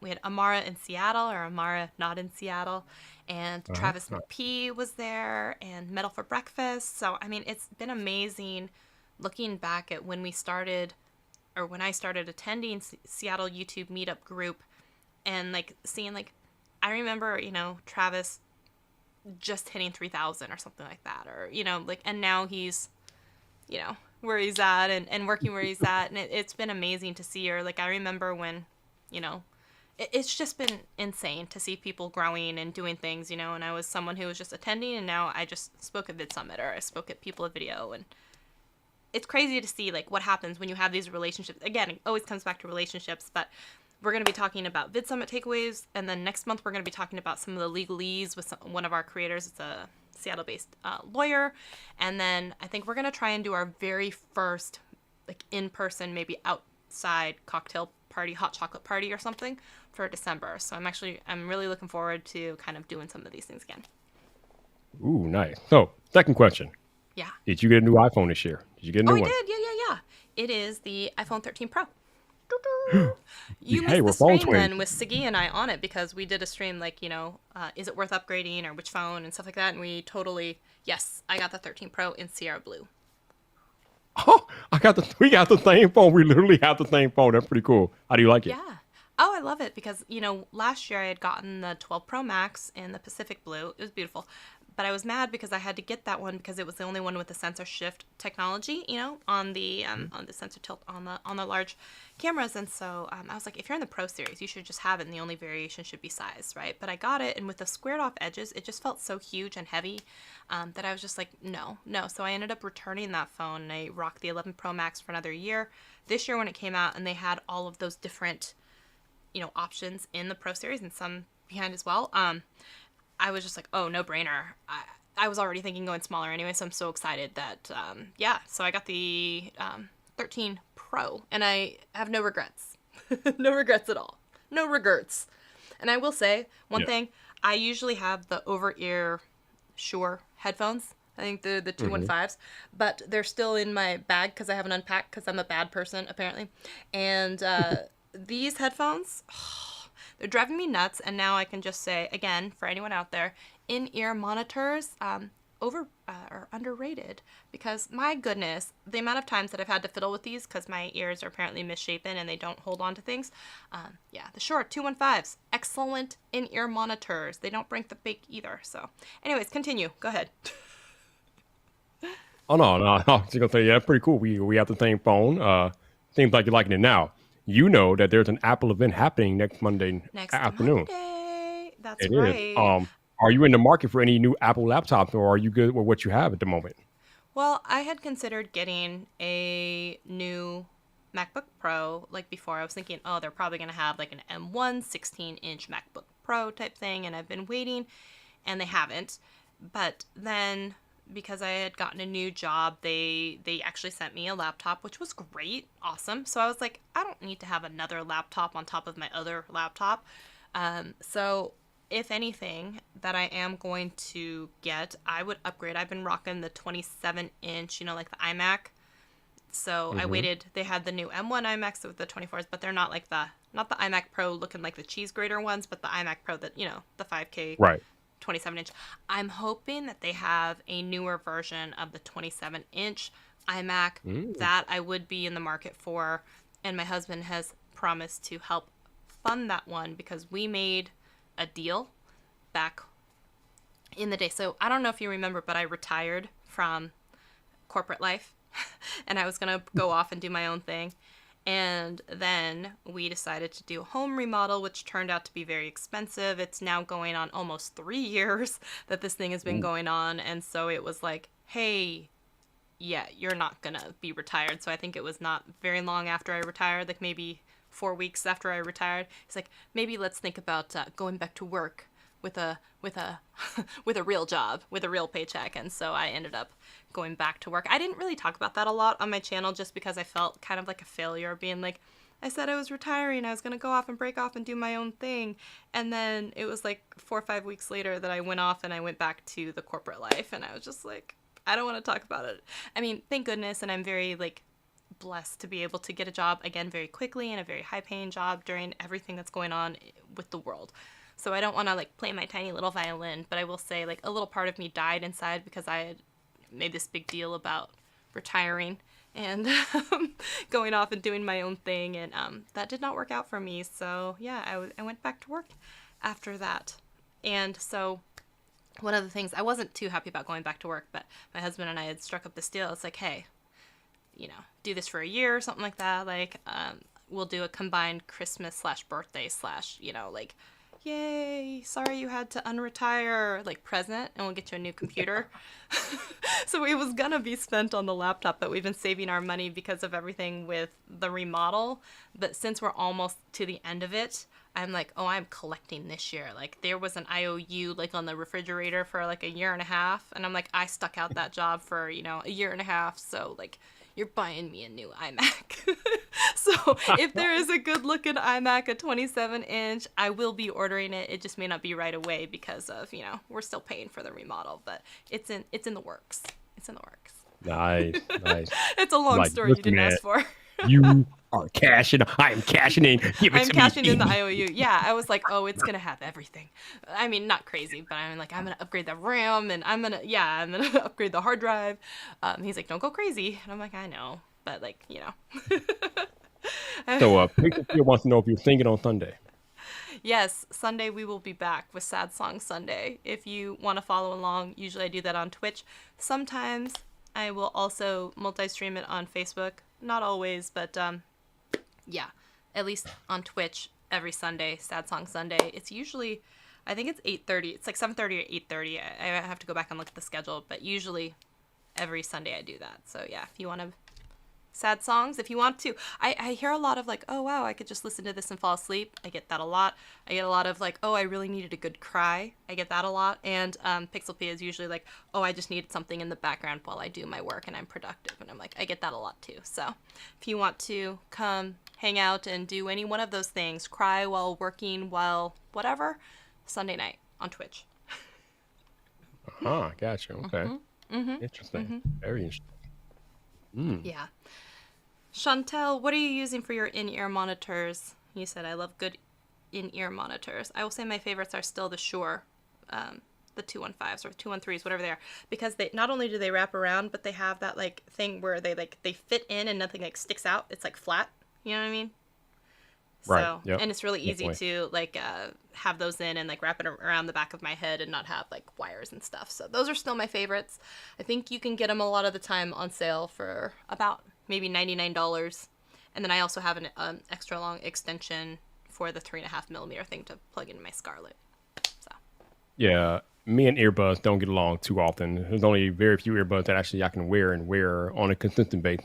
You know what though? If you try these ones, I bet you might like them because my ears, I don't know what it is, misshapen? I don't know. But they don't hold earbuds in either. And so those in-ear ones, I will say the hardest part is getting them on because you have to like first hook it and then like get it in. So like the getting it in is like the weirdest part. But then once it's in, it sounds so much better. And they don't wiggle around because they have the ear hook. So those two things, yes. Yeah. Oh, nice. Very nice. Yeah. So okay, what chair are you sitting in at the moment? On the 13 Pro versus the 13 Pro Max. Wait, what about that? Why did you go with the Pro and not the Pro Max? Oh, pretty much the same reason as you. I had the 12 Pro Max last year, but earlier this year I got a chance to use the iPhone 12 mini, and using the iPhone 12 mini changed my life. I'm like, you know what? It's nice to be able to use my iPhone one-handed again. It's nice to have that small form factor. I can't rock this phone like full time because it's just too small and the battery is not big enough. But it did get me to thinking, I want a smaller iPhone this year. So I made the choice to go to the 13 Pro this year, and I'm pretty happy with it. So yeah, I'm not upset at all about not having the Pro Max, and I know that Doc Rock actually did get it, and he had it at People of Video, and I picked it up, and I felt like I was just like a brick. I was just like, oh my goodness, no, I can't, no, thank you. So it reaffirmed for me and totally cemented that I was not meant to have the Pro Max. So, hi Lion Super Smash, thanks for loving my videos. I appreciate you. Thank you so much for being here. So, you asked about the chair.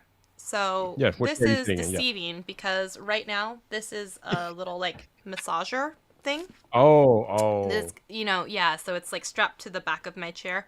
We're being tricked again. We're being hoodwinked. Yeah. We're being bamboozled. No, I'm telling you straight up. So this is, in fact, I love this chair so much. I bought another one. So back when I was working at my corporate job, I have this desk, which was purchased for like my work, and then I had a desk over in the corner, which was where I was doing like, oh, sorry, that's reversed. I had this desk, which was for all of my YouTube stuff, and then I had a different desk, which is where I was for a lot of my day job, because I didn't share the same desk. So I was just like, I'm tired of like wheeling my chair from one end of the room to the other and trying to go around like puppy blankets and like lights and like, you know, stands and stuff like that, which is a very first world problem, but it was a problem for me, okay? I can't move my chair. I need another chair from my other desk. And I know how it sounds. Like, I get it. I get it. God. But this chair also had been with me since, gosh, I was in Seattle, Capitol Hill, which is probably like 6 or 7 years. So I've had this chair for like 6 or 7 years. And so I was like, it's okay. I can do another chair. So I use the Tempur-Pedic. I think it's the 5000. And the reason I like it is because it has like the memory foam, so it's a little bit more squishy, and it is comfortable for sitting in for longer periods of time. So I think it's the Tempur-Pedic. I think it's Tempur-Pedic 5000 or 6000. So, yeah, I knew that when I was going to go buy another chair that I was just like, I like this chair. I've been rocking this chair. And so I bought another of the exact same chair. So there you go. It's a Tempur-Pedic. D Nimitz throwing shots in the chat. What's up, D? Hey, D Nimin, have you figured out your like 2-factor authentication and stuff, whatever? If you want to also come in, like, let me know. I'll throw you a link. You're more than welcome to come in. I felt so bad for you. I saw you on Twitter talking with them, being like, I am literally on my phone right now, and they're telling me I can't log into my phone. And I was just like, oh, man, gosh. It really sucks when you have an issue with your YouTube account, because getting to an actual human being to talk about it is hard AF. Yeah. You know, I had a different question too, because I had put it in one of the Creator Insider videos. I was like, for a lot of channels, like I'm sure your guys is included, you have multiple people accessing the channel.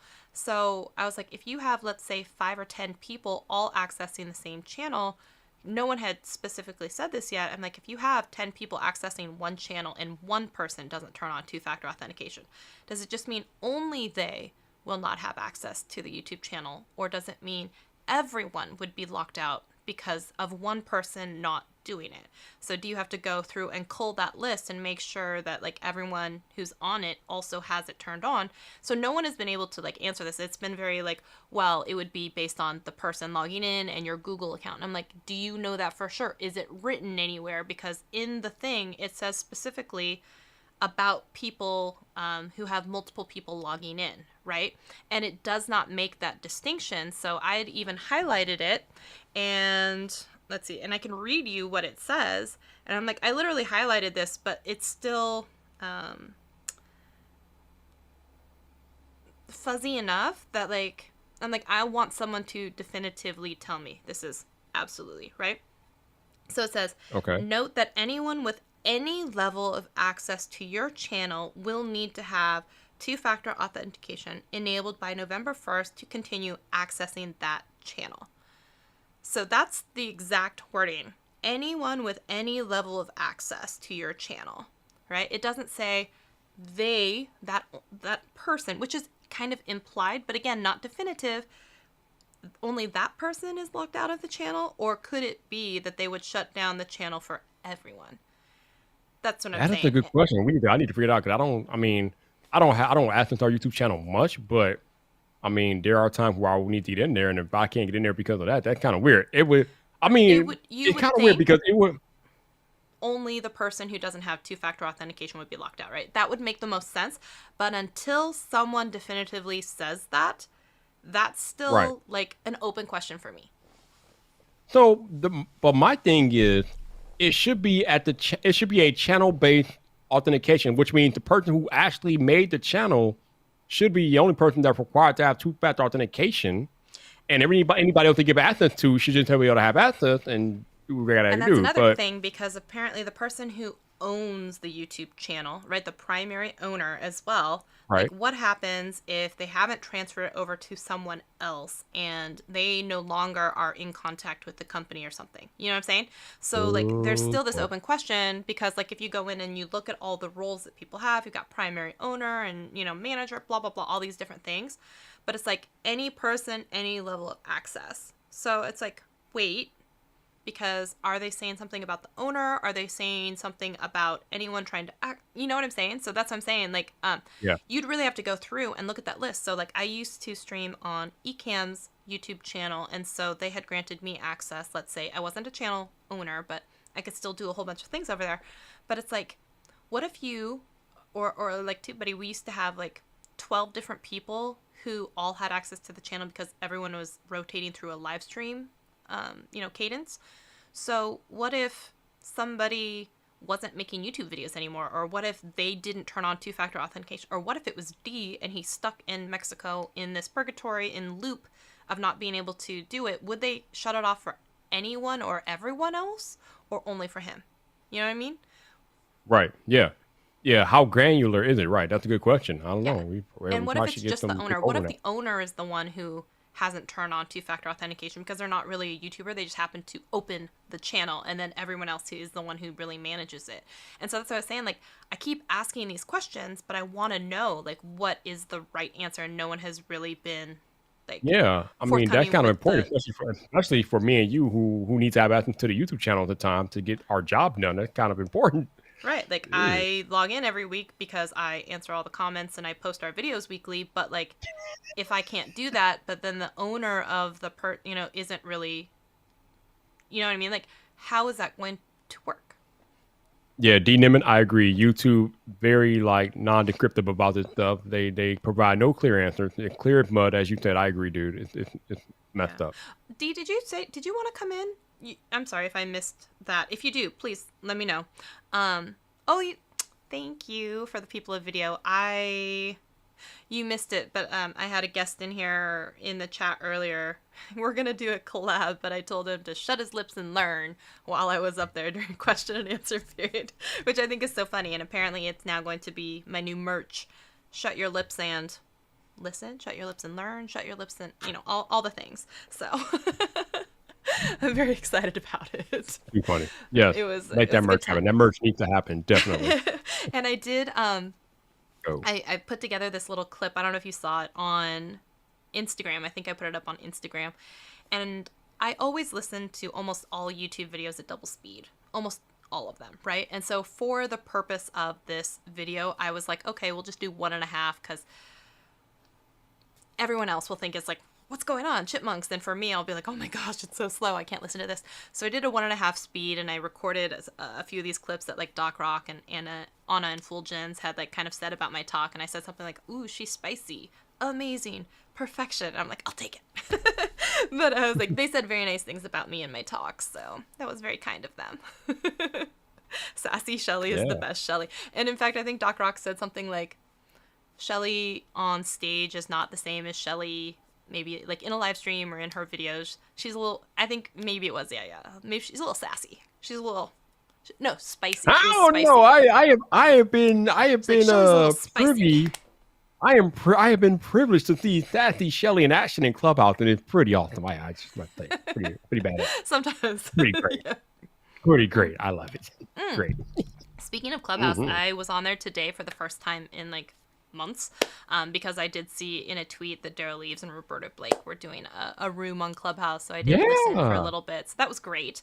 It was wonderful to hear, people having some. Oh, Sagi was in there, and he asked a question about, what is something that helps differentiate tech channels, smaller, larger, and there were some really great questions about like, hey, I have this channel about like GMC trucks versus all cars, and do I go more broad or narrow? And it's just kind of fun to like peek inside of the brain that is Daryl Leaves, because honestly he's probably, I don't know of anyone smarter than him when it comes to YouTube.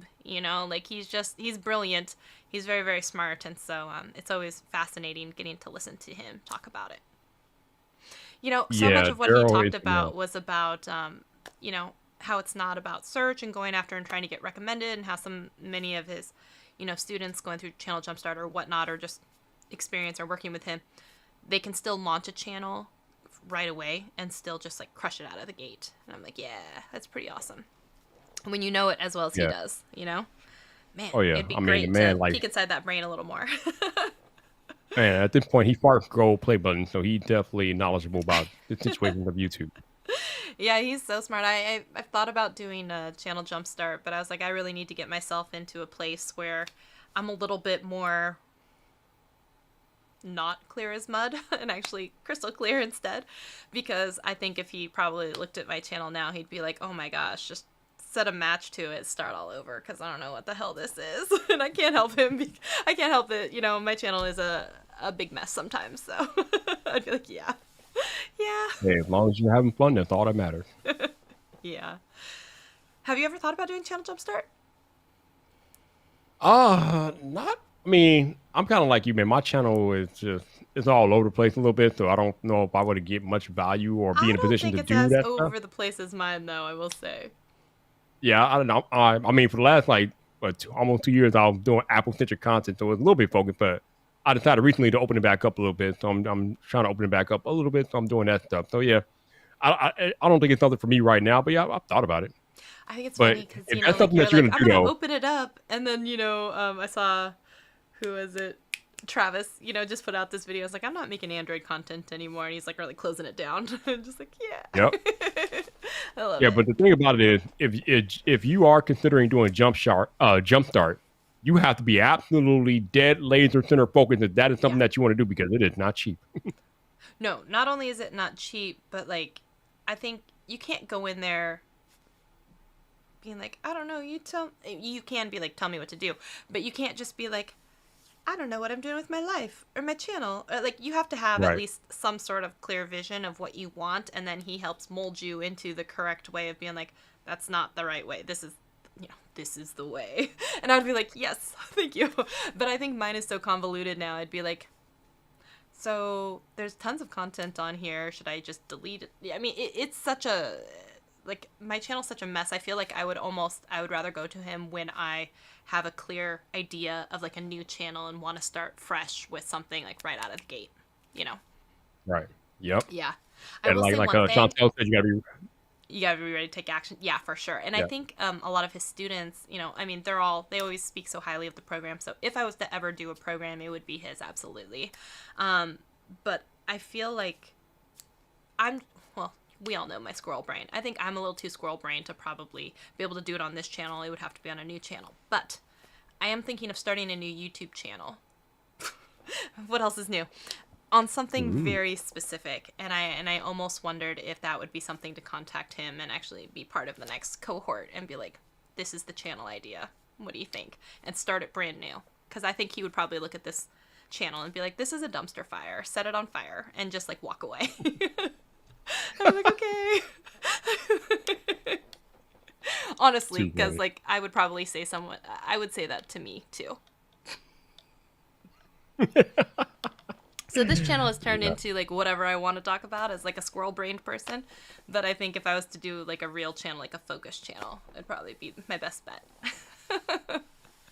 Yeah, I mean, but at the end of the day, though, it all really depends on what you as the creator want to do, though. I mean, if you want to focus on multiple things, then that's what makes you happy. So Yeah. Yeah.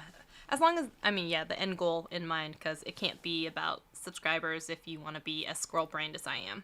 Has to be about those, you know, storytelling and relationships with a small group of people that actually give a crap. So that's different. That's different. and again, you are about 40,000 subscribers. So I mean, you're doing something right. So, you know how, well, thank you for that. You know how Jason from Painfully Honest Tech was like, oh my gosh, it took so long. It took like what felt like a year to get to 200. Yep. I feel like it's taken what seems like forever to get to 40. It's been like 39 staring at me on both like TikTok and on YouTube for I don't even know how long. Like, it's just been staring me at the face. So I have a friend who just had posted on Twitter and a few other places like, hey, one, it's my birthday month, but two, she's been on this YouTube grind for a while. She's got a beauty channel.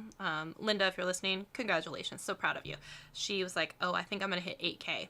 And I just remember being like, oh, hell yeah. So, like, let's retweet this. Let's get it out there.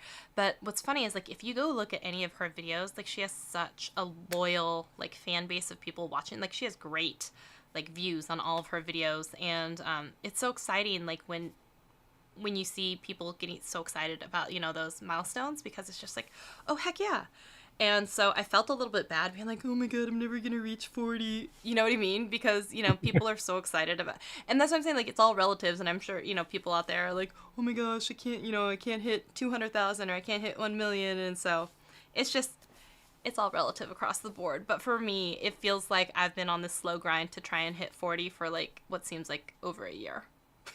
Like, it just seems like that. And I know, like, it's interesting because, you know, you still get tons of people in your live streams, and it's not necessarily reflective of your subscriber number. People also just know, they just come and they subscribe, right? And I'm sure you're also like, I would like to see that number grow faster. But you have a ton of engagement. You have people that are very loyal, and you have people coming back every single darn week. And then you have to be like, which one actually matters? The interaction and the conversation that I get to have with people, or this like one number that really doesn't mean that much? But and then you're like, why do I have so much like anxiety about hitting this number when it's not necessarily about the number? Because, you know, you want to feel like you're rewarded for all of your actions. I'm rambling. You know what I mean, though. I think you get it. Yeah, no, you're right. Obviously, when you're a creator, you want your subscriber count to grow. I think I even said on Twitter earlier, I think it was yesterday, I was like, I wish I had over 50. I wish I had more than 5,900 subscribers. That's why I was like, I said that because I was like, I know you get it. Yeah, I wish I had more, but I think I'm appreciative of the journey, because, I mean, I'm growing organically, and I mean, at the end of the day, I think organic growth is more important than blowing up, because organic growth can be sustained. Blowing up really can't be sustained. Oh my gosh, yeah, I can't tell you the amount of time people are always like, oh, I just want to go viral, or, oh, and I'm like, why? What is it? If you only have one video, like, what good does that do you? If you don't have a brand or a business or something you're selling, what good does that do you? If you're not like actually going to do something with it, it may not always be about the number of eyeballs, but sometimes it's about the right eyeballs, right? Maybe the right eyeballs for you. There you go. Or, yeah. You know, the person who, you know, is now your boss. It wasn't always about having 500 people on a stream. It was about having one pair of eyes from a guy that happens to have, you know, a wallet that says, hey, we want to pay you to do this. You know, so it's like your job or life isn't any better because of the fact that an extra 40 people were on the stream, but your life is changed because one person in particular happened to see your stream. So I feel like a lot of people don't necessarily get that. So yeah. Indeed. Like D. Nimitz said, be careful what you wish for. Because you just might get it, right? Indeed. Never know.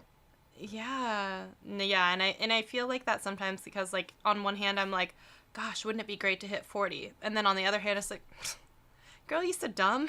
Like, maybe you should focus on some other things, right? Because what do we always tell people? We're like, it's not about that number. It's not about that number. Right. It's about the right views. Yeah. It's about this, right? It's about all this stuff. And yet my dumb butt is over here like, it's not 40. It's like, it's fine. It's hard, though. I mean, it's hard. It's hard because, again, the number is the thing that's staring you in the face, and you want it to move to feel like you're doing something right. But like you said, at the end of the day, the number doesn't matter as much. The interaction and everyday bond with our community is what matters more than the number. So. Yeah, exactly. So it's hard sometimes, and when you think about, you know, the days are short, but the years are long, or whatever, however you want to say that. I think that was backwards. That would be accurate because that's just accurate. I was like, what is it? The day is long, but the years are short, something like that. I don't know, whatever it is. But I was just reveling in how different it is when we have our little group of Seattle Meetup, you know, people. And like I said, 4 years ago, let's say when I was starting, and I was still a confused beauty channel, and I had 787 subscribers the first time I spoke at Seattle YouTube. We've invited you in. What are you waiting for? You waiting for an invitation again? We've invited you in here, D. I've invited you like 2 or 3 times, D. Right. We've invited you in here, D. What is going on, man? Are you ducking Viper? Are you ducking Viper? That's what it is. What's happening here? No, D, I would love to have you come in. I will send you a link in Twitter in just 1 second here. But I was just saying, like, right, if you think about 4 years ago, 787 subscribers speaking at my first event. Flash forward 4 years, I just spoke at People of Video. I have 39,000, blah, blah, blah, whatever it is, right? So I didn't even have 1,000 subscribers at my first speaking event. I'm almost about to hit 40. And some of the people that were in the group with me, you know, are now 200,000, 100,000, you know, like 800,000. And it's just insane because it's like, oh, I'm sitting here lamenting about this fact that I'm not at 40, but give me another 4 years and I bet you know, give me another 4 years and I'll probably, you know, be at that 100 or be at the whatever. And it's like, everyone's so impatient. And even when we tell ourselves, you know, that very Gary V mentality, like, oh, you have to have patience, you have to have patience. I'm still impatient. And, you know, give me 4 years and I'll probably hit that goal that, you know, the goalpost will move. All right, I am going. Don't you get testy with me now when I just said I'm going to give you the link. 1 second. I'm coming over here. And we've asked you multiple times over like at least a half an hour. And now you're like, no, now.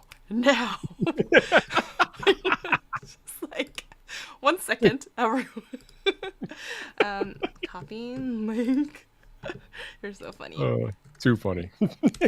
Alrighty, D, it's in your Twitter. So go ahead and click on that and we'll bring you in as soon as you are ready. Yeah, do you want to talk about that too? Because, like, if you think about how long you've actually been on the platform, where you've been, where you're at now, and how, like, at any given time, you're like, well, my life is completely different, but also, like, why is it not faster? It's all the things at the same time, right? It's crazy because I uploaded my first video on January 1st, 2018. I'm a January channel baby. However you want to say that. My birthday of my channel is in January as well. Nice. So, I mean, I don't know where I thought my creative journey would take me, but if you would have told me that, like, in 3.5 years, I would be doing I'll be in a completely different career path. Right. And it wouldn't be what I thought it would be. I'd have been like, what are you talking about? Like, I mean, I'm trying to become a full-time creator and run my own channel and things like that. So if I'm not there, then where else would I be? But now I'm not doing that, but I'm working full-time for vidIQ and things like that. So I'm like, okay, that's almost similar, next right? thing. Like, I wanted to get to a full-time creator position, did, kind of retired, kind of unretired, went back, and now I'm working as, like, you know, a guardian of, you know, another brand, you know, and it's amazing because it's like, that's awesome, and I'm still trying to be a good, so it's like I am a full-time creator, but not for myself, but I feel like I am a full-time creator. Does that make sense? Even though it's my job, but I still feel like I'm a full-time creator. Yeah, I mean, literally, we both are. But the cool thing is, in the position that we are in, it gives us more time to focus on our own pursuits. So that's pretty awesome. I will say, no, that's not true for me. Oh, is that true for you? Oh. No one from my last job, hopefully, is ever listening, but, like, I work so very little at my last job. I work exponentially harder now. I really do. Like, that's why I said I hope no one's ever listening, because, like, I did not have to work very hard or very many hours for them to still think that I was doing a very good job. And I think the working from home has really, like, heightened that, because I was able to be so efficient. Y'all have no idea. Like, I was very, very efficient at my job, and they thought I was doing a great job. And when I came to work now where I am, like, I work probably 3-4 times as hard. And it's crazy. Like, I really do. I work a lot harder, but also a lot less money. So it's one of those, like, it's a labor of love. It's a passion project, because I'm trying to help creators become creators. You know what's so funny is that, did he not badger us for a link, and he has yet to click it?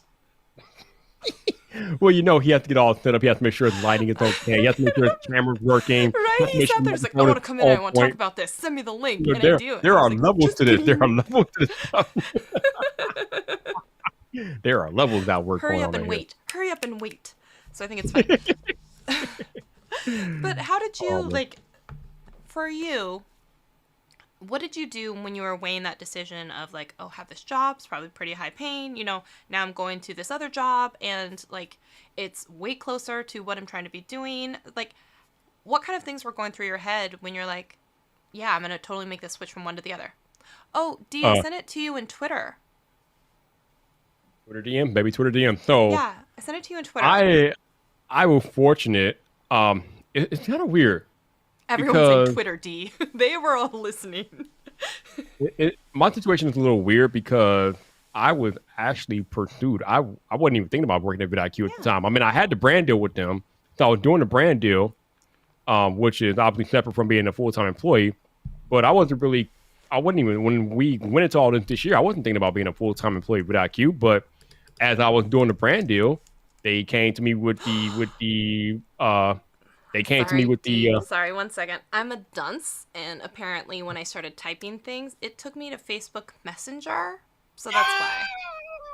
Everyone was saying go to Twitter, including me, trying to be like, oh yeah, it's god. on Twitter. It's not. It's on Facebook Messenger. I'm so sorry. I'm so sorry. Like, yeah, all this time I'm Earth like, to where are Shelly. you? But Earth I'm to gonna Shelly. go to Twitter now and also, yeah, he's Oh like, my nothing is god. coming through. I'm so sorry. I It's apologize. hilarious. I just It's dropped it hilarious. into Twitter as well, so now I'm not at least not a liar. It is in Twitter as well. Oh god, that's hilarious. I know, I'm such a loser. I don't know the difference between Twitter and You're gonna get Facebook. scolded when he gets in here. You're gonna get Oh, scolded. I'm sorry. Gonna be Oh, biblical. poop. Gonna be Poop on a biblical. stick. I'm sorry, D. That was my bad. That was my bad. So funny. So funny. I'm sorry. Go ahead. What else? Oh yeah, the decision. It was an easy decision for me. Again, like I said before, I wasn't even considering working full time at vidIQ. But when they made I got the email and I got on a video call with one of the execs, and they were like, "Hey, we want to offer you a full time position." Yeah. And I was able to throw out a number that I was looking for to work for them, and they came back a month later with the number, and they were like, "Yeah, we ready to rock and roll." I'm like, "Let's do it." So it was pretty simple. Let's do it. Let's do it. You know what's funny is like, oh, here he comes. You're gonna get scolded. Okay, I'm so sorry. Okay, let me, D, I see you. You can give me a thumbs up. I have to add you into the scene 1 second here, and you're on in 3, 2, 1. Welcome to the party. There's a Wow. lemon in here. We made I'm it. so sorry about the wrong link. Here. I'm over on Twitter. I'm like, link, question mark. Like, nothing's coming. I know. I said I'm such a dunce, and I don't know the difference You're funny. apparently between Twitter and Facebook. But like you have the same profile picture, and so I was just like, and there's a little chat on the side, so I was like, here it is, and I was like, or not, my bad. Welcome to the All party. good.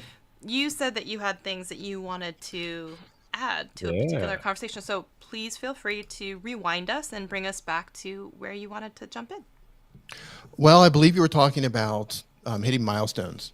And Yes. I think you were talking about, subscriber size and you're wanting to hit 40,000 subscribers. And my comment was be careful what you wish for.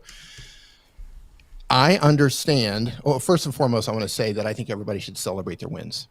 I don't care how small or large your win is, celebrate your win. If that's 100 subscribers, 1,000 subscribers, 5, it doesn't matter what it is. Celebrate your wins.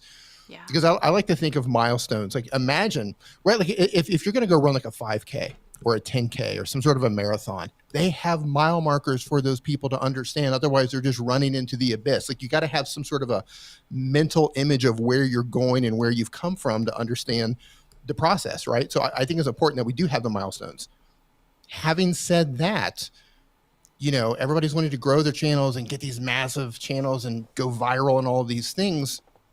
In terms of going viral, and Shelly, I know you've done channel reviews. You know exactly what I'm talking about. I would say the majority of the people's channels that I've looked at who would want to go viral, they're not ready for a viral video. Oh, they're not ready. They're not ready for a viral video. And I know people who have gone viral, they weren't ready and nothing happened. They got like a tiny boost of subscribers.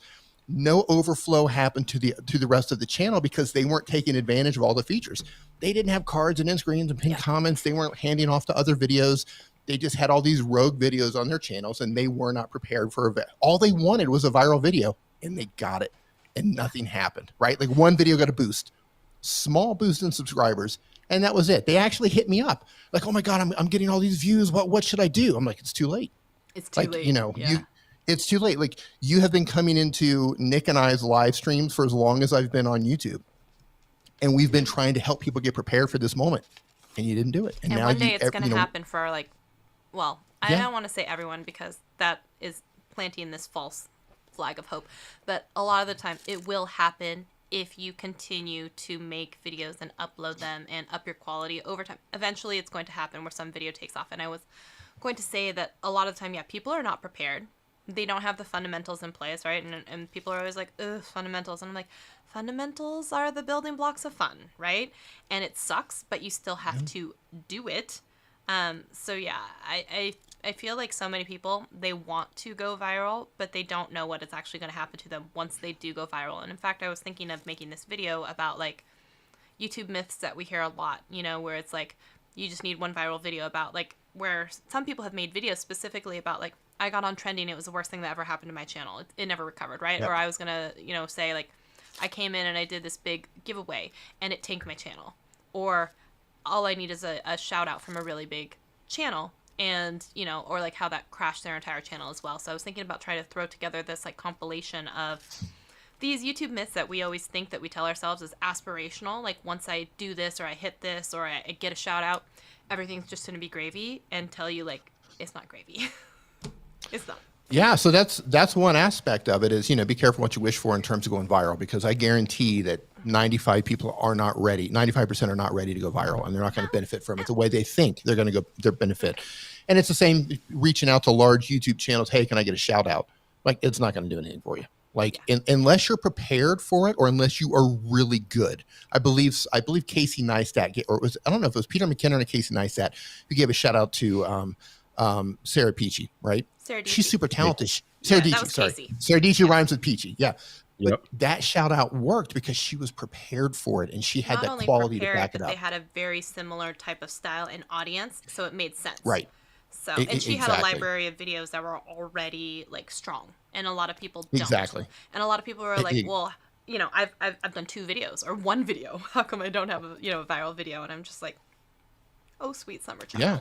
Why? Crazy. Yeah. So there's the other side to that too. And that's kind of what the position that I find myself in, that I have to wiggle out of, is you get to the point. And by the way, I'm not complaining. I'm just real talk, right? You get to the point.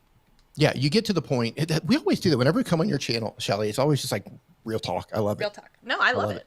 Because, you know, if you have a place to do it, this should be it. So, yeah. Like, you get to the point where you start having obligations with companies, lots of different companies and brand deals, and it's really easy to get painted into a corner. And you guys are in Viper. I know you're with vidIQ right now, fantastic company, and Shelly, you're over at TubeBuddy. Both of those are fantastic companies, so you're probably not dealing with this. But at a certain point, there's a lot of silly politics involved in terms of like things that you shouldn't say, or like.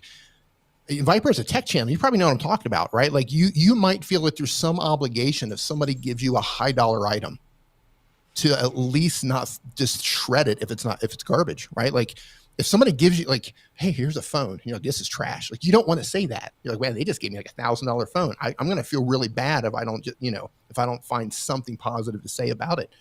So I find that we get in this situation to where sometimes the brands you work with, you have to learn how to say no, because some of them will try to push you into promoting products and things that might not be good for the community, and things you don't necessarily believe in. So you have to learn how to stand up for yourself and just say no. Yes, let's go down this road. Because if you start saying yes to everything that they put on your plate, even though contractually it might look like you have to, and that can put you in a really dangerous position, because if you lose the trust of your audience and the people who do come and watch you and trust you and purchase things based on your advice, like, you're going to lose that really fast. So you have to be careful. You have to learn how to say no. I've broken contracts, right? I don't want to be out there as the guy who's known for breaking contracts, but just, man, I'm almost 50 years old. Like, I'm not going to throw my audience under the bus for a paycheck. And I say that too, but you don't look it. Well, I say it as a point of reference in terms of I don't need it. You know what I mean? I don't need it, and I don't want to throw my audience under the bus for a paycheck. So I've broken contracts. I have a brand right now who keeps sending me threatening messages because I won't make videos for them. Like, I signed a contract, but they kind of did things dirty, and I won't promote them anymore. So yeah, I would love to have a conversation about this, because this is actually something that came up recently in a Facebook group or somewhere that I was talking about this. So there's a few different facets of this, so we can absolutely approach on any of them that you want. But one, when you're in the very beginning of your career and you're just so excited to get anything, right? You take any little thing that's coming down the pike. So you start to have the Amazon sellers come out of the woodwork with, buy this, we'll reimburse you, which is not a brand deal, guys and gals, okay? That's not a brand deal. And then you have the people who are like, let me send you this thing. it's free product and they're hoping to get a video out of you. Okay. And then we move later into, okay, now we're starting to do something in cooperation where there's actual like requirements, where there's actual money being exchanged. And then there's expectations here. And then there's a whole bunch of like what happens when you have to break a contract or when you don't like the product. So there's a lot of this that's going on. And this could be, any single one of these could be its own talk, like how to work with brands and how to get your first brand deal and red flags in a contract. All of those could be a deal. But I'm going to say, as people start to go through the journey, they usually tend to think about what they think it's going to be towards the end, and then realize that what they are in the beginning, it's a different stage of their creator journey, right? You're not usually asking for thousands of dollars in the beginning. You're just so excited that you forget to think that like, oh, reimbursement through PayPal is not a good idea. You know what I mean? That's different than the person who's like, I'm not even going to look at your deal or whatever rights and contracts and stuff. So, you know, how do you also, as you're going up through the business, then say like, oh, I used to take, this is a big one that came up. It's like, how do I go from, I used to take product and I would always almost guarantee that it was going to be in a video, whether it's an unboxing or an integration or whatever. And now people, it's getting to be a point where it's overwhelming and I'm not going to guarantee that it's going to be in a video anymore. And what if they start sending me notes or Instagram messages about, we haven't seen this on your channel, or why we're not going to keep sending you things. They're going to. Right? Yeah. And they are going to say those. And how do you set that boundary? How do you then also have this text of, you know, I can't guarantee this is going to be on my channel. And like, when do you then also say, I'm not working for product anymore and I'm going to start sending rates? So each step of the creator journey, I always find that people tend to undervalue themselves or grossly overvalue themselves. I don't know if you want to agree or disagree on this one, but I feel like people rarely tend to get it right. And it's either wildly and absurdly high or like, you know that you can charge money for this. What are you doing? Stop working for them for free. You know, would you agree? Yeah. Yeah. I won't do things I won't trade anymore. Like, you know, so somebody contacts me now and they're like, hey, we want to send you a product. I don't care who it is. I don't care if it's Rode. I don't care if it's Alien Computers. I don't care who it is. If they want to send me something, my response is this. Hey, I would love to check out your product. But heads up, I'm not in the United States. So depending on what country I'm in at the time, you're going to have to pay for customs. You're going to have to pay for import taxes. And I'm not going to guarantee I'll make a video about it. I might mention it, or I might make a dedicated video about it if I find that it's going to be helpful to my audience. If you send it to me and I don't like it, if there's something wrong with it, I could make a bad video about it if you want, if that's what you want. But I like to be honest about the content that I'm making, but I'm not going to guarantee it. So if you want to send it to me, that's great. If you don't want to send it to me, that's great too. There's a million creators out there who'd be happy to take your product. So I'm very upfront with them. Some people are like, yeah, that's cool. And then there's one particular company right now that I'm not going to throw under the bus, but they just had a new product come out recently. They wanted me to be part of the embargo, which I don't engage in embargoes. I don't like them. There's a great and they wanted to send embargoes. It out. Right. And they wanted to send me out the product and like, you can send it. So they sent it out. It's sitting right over here, and they sent it out, and I didn't make a video on it because I don't like it. I think I know which one you're talking about. I think it's trash. We can talk about and I don't like it. I don't like it. And they're hitting me up constantly. Hey, you to make a video. I'm like, I told you if I didn't like it, I'm not making a video about it. Yep. You agreed to that. And you sent it out. I don't like it. So, you know, and they're hounding me over it. You know, block me. And you I don't warned care. them. I told you. Warned them. And you know what? I warned you. Yeah, like, you know. First of all, kudos to you for also breaking a contract and knowing that you're not going to put out a video that isn't true to you or, you know, your viewer behavior and what they would expect to see from you and on your channel, because I think a lot of people would rather either take the money and run and just be like, I'll just make a quick crappy video and it won't be that big of a deal. But that thing lives forever on your channel, right? And so you were like, nope, my integrity, my audience and everything actually means more to me. So we're going to find a way to break this contract. So a lot of people don't have that, or they're afraid to enforce, you know, some of these clauses, which, and if we want to talk about why some of these things could happen, like, you know, I've seen horror stories of brands forcing people to make reviews on products even when they didn't like them. So it becomes, do I feature this video as a product showcase and say these are things that the product can do? Do I leave out any of my opinion about I don't like this product, I would not recommend this product, right? Or, how does that play across? Because your audience is still going to know. Or do I offer the brand the option to back out? Because I've had this happen to me before where a brand sent me phone cases, and it's not like I'm a huge phone channel, but they still sent them to me, and I was like, cool. But they had the audacity to do phone cases at like $50-$60 a piece. And when they sent them to me, they sent me a few, and I was like touching them and holding them, putting them on my phone. I'm like, these are trash. These are like cheaply made. They're just absolute garbage. The big fat garbage pile. And I was like, I am not featuring these on my channel. And then they start contacting me about like hey, when, and I straight up, I was just like, these cases are not what I thought they were going to be, and this is not something that I feel comfortable sharing with my audience. If you want, I can showcase them as a do not buy this product, or I'm happy to send them back to you. And they were like, you can just keep them. They didn't want me to make a bad video about them, but like I straight up was like, I am not making a video about this and putting it on my channel. So you never saw that video on my channel. But if you're also someone who is afraid of brands or afraid of pissing off brands, then you would make that video and you would put it out.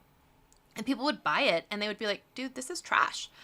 Or maybe your opinion is trash, or they just bought you. And like that, what that does to your reputation versus any money you might have made in commission or any money that the brand was giving you or whatever the product is worth is not a fair exchange. Yeah, I you know what? All three of us and everyone in the chat right now, especially, and Viper, you especially because you're in the tech niche, we all know people, and we're all friends with people in the space who I'm not friends with will people. just take you're sassy Spicy. but Spicy. but there's the people who have very successful YouTube channels, but like every video they make is just a commercial for a product. And that's cool. That's their thing, and I'm not knocking them for that, but I can't do that. You know what I mean? Like I just because every video they make is a commercial for a product, I have zero trust in the content that they're making. Those are not the people I go to when I'm trying to learn about a product, because I know that they're going to make a positive review no matter what. So I don't trust them because of that. I don't want to be one of those channels. I want to be one of those channels where it's like, hey, if D says it's good, I'll check it out. If D says it's bad, I'm going to skip it. Yeah. No, for sure. So we did get a comment from Jedediah. He goes, it's Sasquatch. It's a channel. Anyways, sorry, on Facebook. He was saying, could you talk a little bit about breaking contracts? And so, yeah, I think we could delve into that. I mean, I know you have already had experience with that and you could talk about it, but you talk about that? I'm still going through it at the end of the day. And here's the thing, my situation is a little bit unique because I live out of the United States. My business structure is not structured in the United States. Some of the companies that I deal with are not in the United States. And when you turn into like international contracts and stuff like that, things tend to get really tricky. And at some point, it's actually not worth any legal battle. Like to go to court over an influencer contract for someone my size that's just not going to happen. So what I've done in this particular situation I said, look, what we agreed to, what I signed this contract for is not what you are now. You've changed the product. You've changed how you want me to promote the product. That's not what I agreed to. If you want to, track me down internationally and take me down over this contract, that's just a stupid low amount of number for the amount of money that this company makes. Go for it. Good luck. I wish you the best of luck. My businesses are set up in a tricky way. But if you're in the United States dealing with U.S. companies, they would have a little bit more leeway on that one. So if you're in the U.S. thinking about breaking a contract with a U.S. company, I would say, run that by your attorney. My situation being out of the United States is a little bit complicated. So it does give me a little bit of an edge in the event that I do need to do that. But there's another thing too. Like, you don't want to be known as the person who is always breaking contracts, or you don't want to be known as the person who's jumping around and that sort of thing and can't be reliable, because a lot of people who work for one company, they bounce around. Like, there's always people bounce around a lot. Like they work for this company, then they go work for this company. So you might have had a bad experience with one company, but the cool person who worked there now works for another company that you like. So you want to have those relationships, right? Andrew Edwards taught me very early on that, this whole thing is all about relationships in terms of brand deals and how you're going to move forward. So it's a balancing act. It's a balancing act, and you have to do things gracefully if you are going to terminate a contract. But at the end of the day, I mean, these companies are massive. A lot of these companies are massive. And if one influencer that they've hired isn't going to follow through, they might hound you for a little bit. But I think if you stand your ground, you're probably going to be okay. If you are in the U.S., you're working with a U.S. company, I would run it past your attorney if you are going to do something like that. You also can have your own contracts made, and you can have the brand sign the contracts. It could give you a clause to actually exit the contract for any reason that you see fit. They can sign or they cannot sign it. The important thing is that as a creator, you have to understand your worth, and you have to understand, what you're willing to tolerate. Don't be afraid to walk away from somebody. I've ghosted people who have just come at me with an insulting offer. Just not because I think I'm special, but because sometimes people are so insulting when they reach out to you. Because, like, for example, I know everybody knows there's particular types of content that's going to do well on their channel. So I know if I do a particular video, like a video editing app, I'm probably going to have over 100,000 views on that. I use tracking through my links. I know how many hundreds of thousands of installs that I send these app companies when I'm paid to do it. I track all of it. So when somebody's like, yeah, we're going to, hey, we're going to reach, we want you to, here's an insulting offer. We want you to do, like, I'll just, don't be afraid to just say, no, I'm not interested, or come back with a counter offer, or ghost them if you want. I mean, it's your channel. It's your channel. It's your reputation. It's your lawn. It's your lawn, and you can tell people to get off of it if you want. You handle your business how you want to handle your business. Don't be afraid. They'll bully you if you let them. Viper, do you want to jump in on this before I come in with my 4 Post-its? I agree with I take the notes while people are talking, and then I come back. I wholeheartedly agree with D. Nimmin. You should not let any of these brands bully you. At the end of the day, it's about you serving your audience. You are there for your audience. You are not there for a brand. You are there for your audience. If you do anything that could potentially jeopardize your relationship with your audience, that's on you as the creator, and that's something that you should avoid at all costs. Well said. Yeah, I love it. I have no problem jeopardizing my relationship with a brand if I have to, so I don't jeopardize my relationship with my audience. Yep. There you go. Right. I'll throw the brand under the bus. Straight up. I will throw the brand under the bus to keep the trust of my audience. Yeah. And I think one thing, I've said it before, and some people choose to agree or not, and I said brands are not people. So brands themselves, they don't have feelings. The people who help represent those brands, which are ever changing in a wheelhouse, they have feelings. You have relationships with them, but technically Samsung or Apple or whoever, they don't care about the video that you made necessarily. They don't care about you. Okay. So, Tim Cook or, all that person could care about you. But at the end of the day, a brand is an entity. It is a business. It's a corporation, and businesses themselves don't have feelings. It's not until you interject people into those brands that they start to have feelings. So I think a lot of people also get that twisted because, I have a relationship with, someone from Deity mics or Shure mics or whatever it is. I don't want to ever say anything that's against this microphone because it would hurt Shure's feelings. Shure does not have feelings. Mario, the representative from Shure, has feelings. But that's different because Mario next week could also pick up his, whatever and end up going to DD Mics or to Rode or to whatever. So is your then brand loyalty still to that company, or is it to the person who you have a relationship who's now at a new company? Yeah, I also want to bring up something too, because we have Viper here, which is an amazing, perfect example of this. Like, you don't have to have, and I'm not throwing shade your way at all, Viper, but you don't have to have a massive channel to have massive influence. And Viper is a perfect example of this.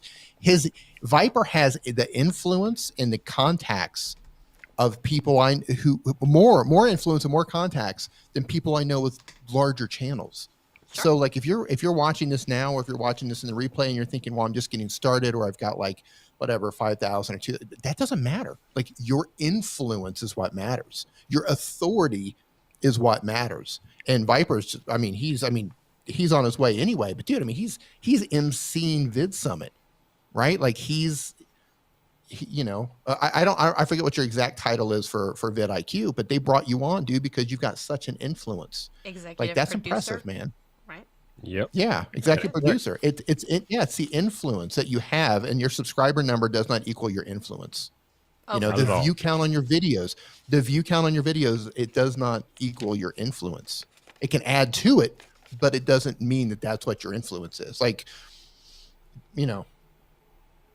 so many people, and Shelly, I know that as you do channel reviews too. Like, hey, what's your goal? Oh, I want to make money, or I want brand deals. I want to make money. Like, okay, well, you can do that now. You can do that now. You don't have to wait until you get 50,000 or 100,000 subscribers. You can start working on that now. Start becoming an authority in your niche. Network your ass off, and make it happen. It is about the relationships, and I do think so. On Post-it, green screen is coming through all funny. Price transparency, I think, is something that is missing amongst, brands, but also creators. I feel like you have to have the networking, you have to have the relationship to be able to be like, hey, D, remember when I was like, hey, did someone from Adobe contact you? Oh, they gave you money. Oh, they didn't offer me money. They only offered me product. But like having a conversation with someone or having a relationship where you have enough trust to be like, oh, I didn't realize that, they also were doing this, or, oh, maybe I didn't realize that they were offering this much money. Maybe I should ask for more money or something like that. I feel like a lot of people, and I've talked about this a lot before, they always think like one success pie, and like this slice of it means like if your slice is bigger, my slice is smaller. And I'm like, it doesn't work like that. And if we all want to like rise together, then I need to be able to tell D with some level of like transparency, be like, hey, if you get reached out to by this person, they have a budget. They'll pay you this much. You could probably ask for more or ask for less or whatever it is. Like that's a relationship as well. I'm building a relationship with D. I'm building trust with D. He's building trust and relationship with a brand. I mean, it's all cyclical, but I'll go into a side story for this, but when I went to a coding boot camp, there was actually a group of us in a Slack room that would be very transparent about what the salaries that different big tech companies were offering us as job applicants. And there's one person who didn't want to share. And I was like, then get out. Because like, I'm not going to play that like game where you're going to sit here and see all of our numbers and see all of the things we're asking for, and you're not going to contribute back to the group. I don't care if you have 0 offers. That's not the point. The fact that you want to sit here and intentionally say that you will not share even when you do receive an offer, that's not the type of behavior that I'm here for. You need to see yourself out of here. Like that is just so important to me. Like it was at the point where I even was like, I was helping people rewrite their contracts or ask for more or something. But like, you cannot go into a relationship like that of open and honest communication and then be like, I'm going to take everything from you, but I'm not going to share anything. I'm like, nope, you're not here. Yeah. And here's the thing about, and this isn't all brands. Some brands will wildly throw different numbers out. So I worked with a company. I did I think 2 videos for a company, and I negotiated. I sold myself short. But for what I normally can do and where they started with their offer, I ended up getting a lot more than they offered. And I was like, okay, I'm happy with this deal. It's a little bit less than I normally would get for this particular type of product, because I charge based on what I know I can give them in return. I know certain things aren't going to do well on my channel, so I'll lower my rates for those things, right? I'm very flexible. This particular thing, I knew what I could charge. I got it a lot more than they offered, but less than I normally get. And then a friend of mine worked with them 6 months later, doubled what I got. Got double what I got. So I thought I did all right at the end of it. I sold myself short by half. By half. Woo. So it's good to have friends who you can share that with, just like Shelly's talking about. Don't be afraid. Somebody's that, have your close friends talk about money if they ask you about it. Had I not known what they paid him, I would have just kept on going, because I was happy with the deal, and I would have continued to be happy with the deal until I'd known I could have gotten double. So that happens. Sometimes you sell yourself short, and And then know, you learn, having you those, live or you you'll learn, learn. right? So I did Yeah, want to yeah, come yeah. back to breaking contracts. So a few different things that Dee mentioned while he was talking. One, scope creep. A lot of the time you may agree on a certain amount of things and then they start adding things. I want you to say this thing even though it wasn't in the contract. I want you to show it for longer on screen even though it wasn't in the contract. I want you to say these specific talking points even though it wasn't in the contract. You have to be able to come back and be like, I can do this for more money. We need to renegotiate if you're trying to renegotiate the terms because I'm going to fulfill what's in the contract, right? So right there you can also be like, if it's scope creep, I don't have to fulfill the contract because if you're going to, whatever, that could be something. Another thing is you mentioned you can have your own contract. They can have their own contract, and don't be afraid to renegotiate the contract that they've also sent over. It's not set in stone. So if there's some clause in there, like we can, I've seen people where it's like, we get to own this property forever, or it lives on our YouTube channel and you don't want that, then say, I'm not okay with this and I want to strike it from the contract, right? And if they refuse to do so, you don't have to make that video or you don't have to sign that contract. Yes, have your own lawyers look it over too, right? You should have your own contract that has like some sort of escape clause, whether it's like timing didn't work out, it didn't fit into the schedule. There was something about the brand where it got into some hot water and PR nightmare and you don't want to have yourself associated with it. I've had friends where a certain company, if it came out that their owners were very much supporters of some political movement that they were not okay with, but their contract still had to be in place for the next 6 months. And then all of their people were like, oh my gosh, you're associated with this brand, you're associated with them. And they couldn't distance themselves from it because they couldn't get out of having that video if they had some sort of clause about, public relations or something like that, being able to pull it for any given amount of time or any reason, you would want to make sure that that's in there. Also, you want to make sure that in your own contract, you have something like you test it first. You have to test it first. And if you don't like the product, right? Just like I tried those phone cases, I hated them. They were awful. I was not going to sit there and make a video. If I'd already agreed to it, if I'd already signed, if I'd already gotten money, that could also be a problem, right? So you have to be like, I need to test it and I need to like it. Or you can offer them an option of, I'll make a video, but it won't be one you like. It's going to be awful. It's going to be scathing. And if you want, you can execute the contract where you decide we can both walk away or we can go forward if you're going to force me to make a video. And I've also seen that happen too, where a brand got really, really testy with a girl where, one of those, they sent the product and then it became scope creep. And then it was like, well, we want you to say all these things. And the product wasn't good.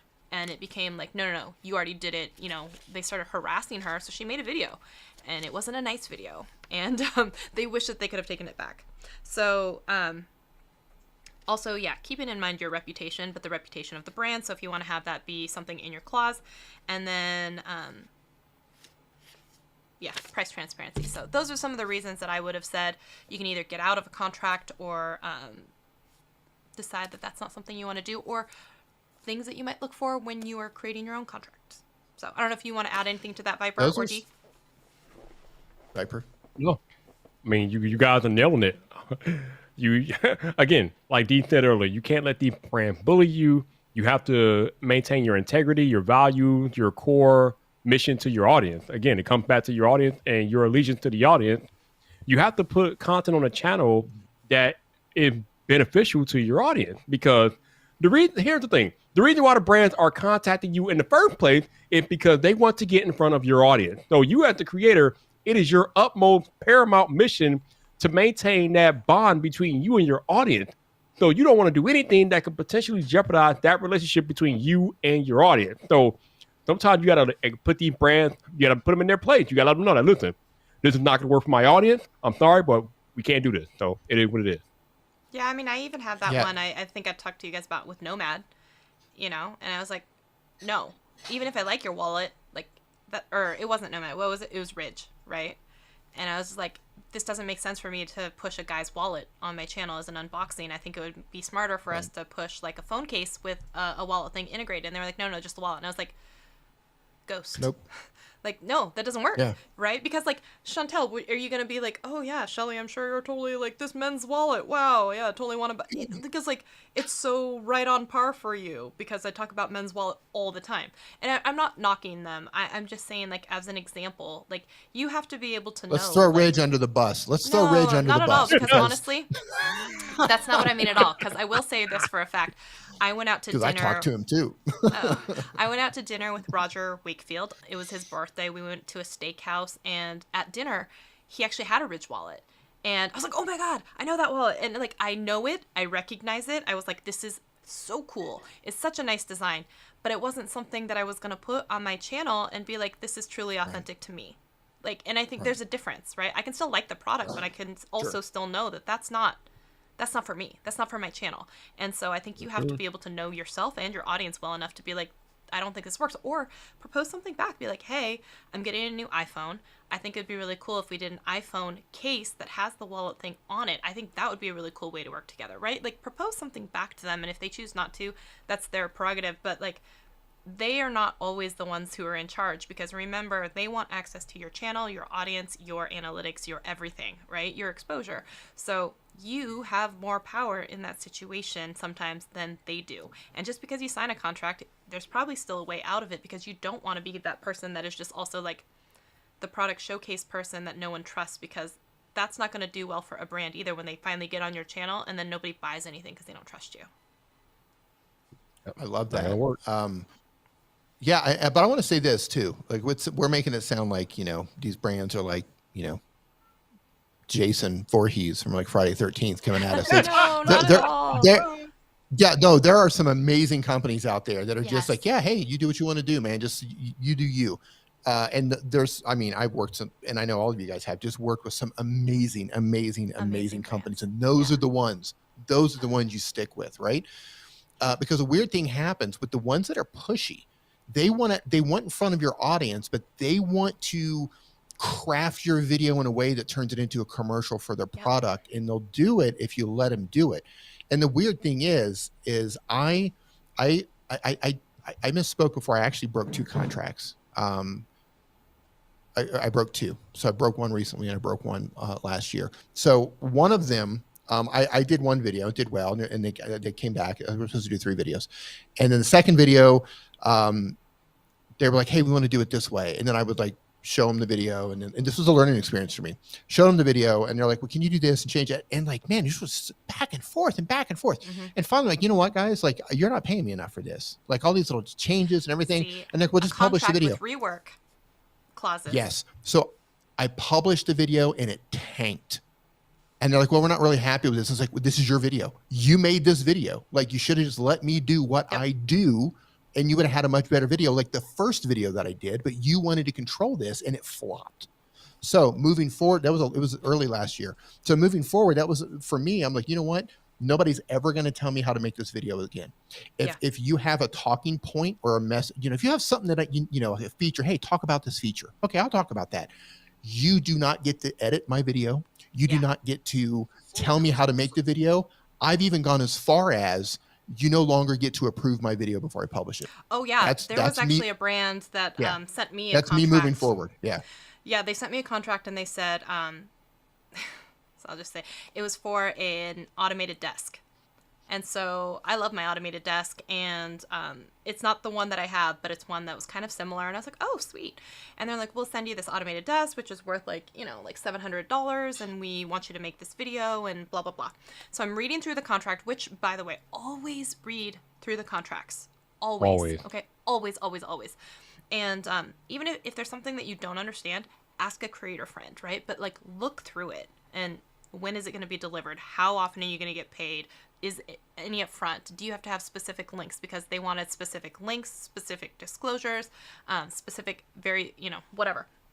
And as I'm reading through it, it says like, we will send it to you, but you need to have a video by this date. And I was like, well, first of all, with shipping and stuff like that, even when looking at it, like, I will not have had it long enough or built it or used it to be able to have a video by this specific release date. First red flag right there. Right. The next thing that was going on was like, they said, we want you to talk about these specific bullet points. And I was like, well, this seems easy enough because the bullet points are probably things that I would say anyway. So I was like, okay, that's not a red flag right there. But the next thing they said is, we want you to upload it unlisted, send us the link for approval. And I was like, nope, not even a little bit, because in my things, I was like, I do not allow pre-approvals. It is what it is, and I published it. Yep. And in fact, not only that, I was like, if you have something that is erroneous in nature, where I quoted the wrong height, if it had some material design, like I said, it was available in 3 colors and it's only available in 2, that is a correction, and I will allow for a correction. If it was, I said it's offered in black, but it's only in white. That's my bad for not doing enough research, and that is absolutely something I would change in a video. Anything that you don't like that I'm saying in the video, that's not my problem. That's your problem, okay? And I was like, I absolutely will not allow you to influence or preview, and I'm like, I will tell you a go live date, I will give you a link, and you will see it when everyone else sees it. And all of a sudden, I didn't hear from them again.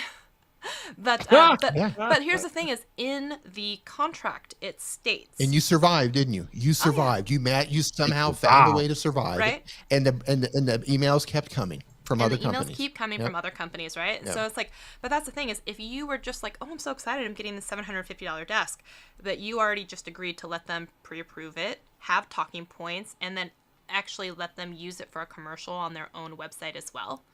Those are all things, like each one of those things could be something that could be a contract revision or an upcharge in price, right? You want to license this, you want to have this content for your own socials, that's a different price. You want to be able to make sure, that there's reworks or whatever, that's a different price. If there are things that are non-negotiable though to you, like I am not going to allow a brand to pre-approve it first, you need to state that, right? And again, brands don't necessarily have feelings, and if a person who's on the other end of that email gets in their feelings about it, that's a them problem, not a you problem, So again, I was like, absolutely not.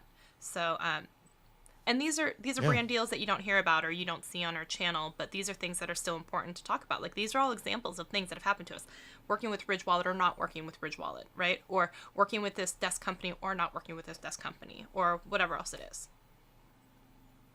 Yeah, that's valid. So I would advise everybody going, when you're starting, you think you don't have the leverage, but you do. You have the leverage. Just say no.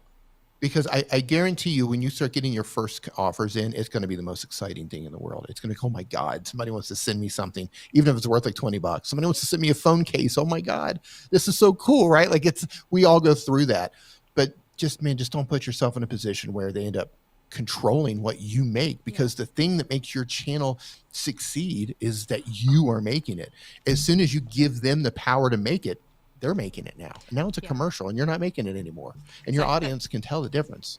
That did remind me of what I was going to say earlier. I know someone's point about when you're getting product and when you start making that exchange, and how do you, one, make the jump, and two, kind of let them know they don't get to dictate what the videos or how they're going to go. So one thing I want to say about that is you can use it as a template or whatever else. I swear I had it.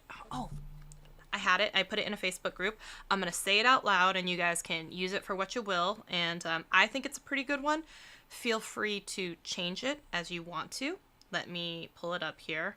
And it's going to take me 1 second. I'm sorry. Talk amongst yourselves while I find it. I'm going to find Viper, man. How you doing, man? I'm doing good, man. You know what I'm eyeballing over here? I'm eyeballing a Costco pizza. Ooh, there you go. And if you get Costco pizza is good, man. It's almost embarrassing to admit that Costco makes good pizza, but they do. Oh. I am not a Costco member. I might have to look into that. What were you about to ask? It's huge, man. I was just gonna say, man, you're like, man, dude, you're like running Clubhouse. You're running vidIQ. Man, come on, man. You're busy. How do you like? Because this is your full-time job now. You made the transition. How you digging it? It's nice, man. It's nice. It gives me more time to work on my own channel and things like that. So I'm digging it. It's pretty cool. I said that's amazing because I had the exact opposite experience when I started working for a company. I had like no time at all. All right, I found the quote. Are you guys ready? Yeah. Yep. All right. So anyone who's out there, this is what I would. This is what I recommended for a friend. This is also something you can copy and paste for yourself. Here it is. Hi, blank. Thank you so much for your message. I'm so excited that you'd like to send me blank. Please know that I'm always grateful to receive items. However, I cannot guarantee that I will have the chance to try them, review them, or feature them on my channel in any specific time frame or at all. If you would like to discuss ways to work together, which would guarantee screen time, which could include unboxings, product integrations, or dedicated reviews, after I've had the opportunity to try products for an ample amount of time, I'm happy to send my rate card and previous examples of my work. Thanks again, and I'm looking forward to trying out blank. So, that's what I would say. Easy enough. Right? There you go. Yep. It's complimentary, That's super it's easy, but it's also very clear, right? So, if you guys want to use that, feel free. There you go. Now you have it. Hi, little Darth Doggy. Right on. You want to say hi to people? Go Listen, ahead. I have to hop off here. I want to come on and talk about the growth thing because it's a double-edged sword. I mean, I'm grateful to be in the position that I'm in, and everybody who's watching this should definitely go for it. But just be prepared. There's another side to it. Make sure your channel is prepared for those videos if they take off and end up going viral. Make sure you're prepared to say no to a brand if it doesn't fit with what's going on with your channel, or just how you feel about business in general. So don't be afraid to say no. Prepare your channel. Look at that little cutie. Look at that. He just got his haircut yesterday. Oh my goodness. It's his first haircut in like a year and a half or a very long time. The quarantine mommy haircuts, we're not cutting it. Look how handsome you Adorable. are with your little That's so bandana cute. So cute. from the haircut. Adorable. Oh, he hates me when I pick him up. Oh, yes. I know. Okay. So I'm gonna hop off. I'm gonna go eat. Also, I'm gonna go eat awesome to pizza. see I got you. Costco pizza sitting right over here. Thank you for having me on, Shelly. I appreciate it. As always, Viper Man. Nice seeing you, dude. Congratulations again, man. Good You to just see you, made the breakaway. Nice seeing you as always. I'll catch you guys when I see you.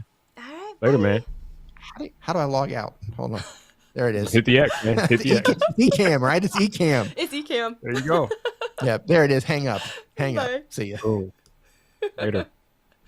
All Oh, right. he's Then so there were two. cute. And then there were two. Let me see here. What did I? Oh, didn't I take him off screen? There we go. Just the two of us. And actually, right. and Cooper. Isn't he so handsome? Come on, look how Oh, cute he he's is. such a cutie. Oh, Look how cute. he's a cutie. How does he not like being held? What's up with that? Come on. Oh, now, he dog. doesn't like me, but he likes boys. Wait, ooh, goodness! You almost died. You almost died. Mommy saved you. You You're almost welcome. died. You'd think Oh, he'd be that's funny. grateful, but no.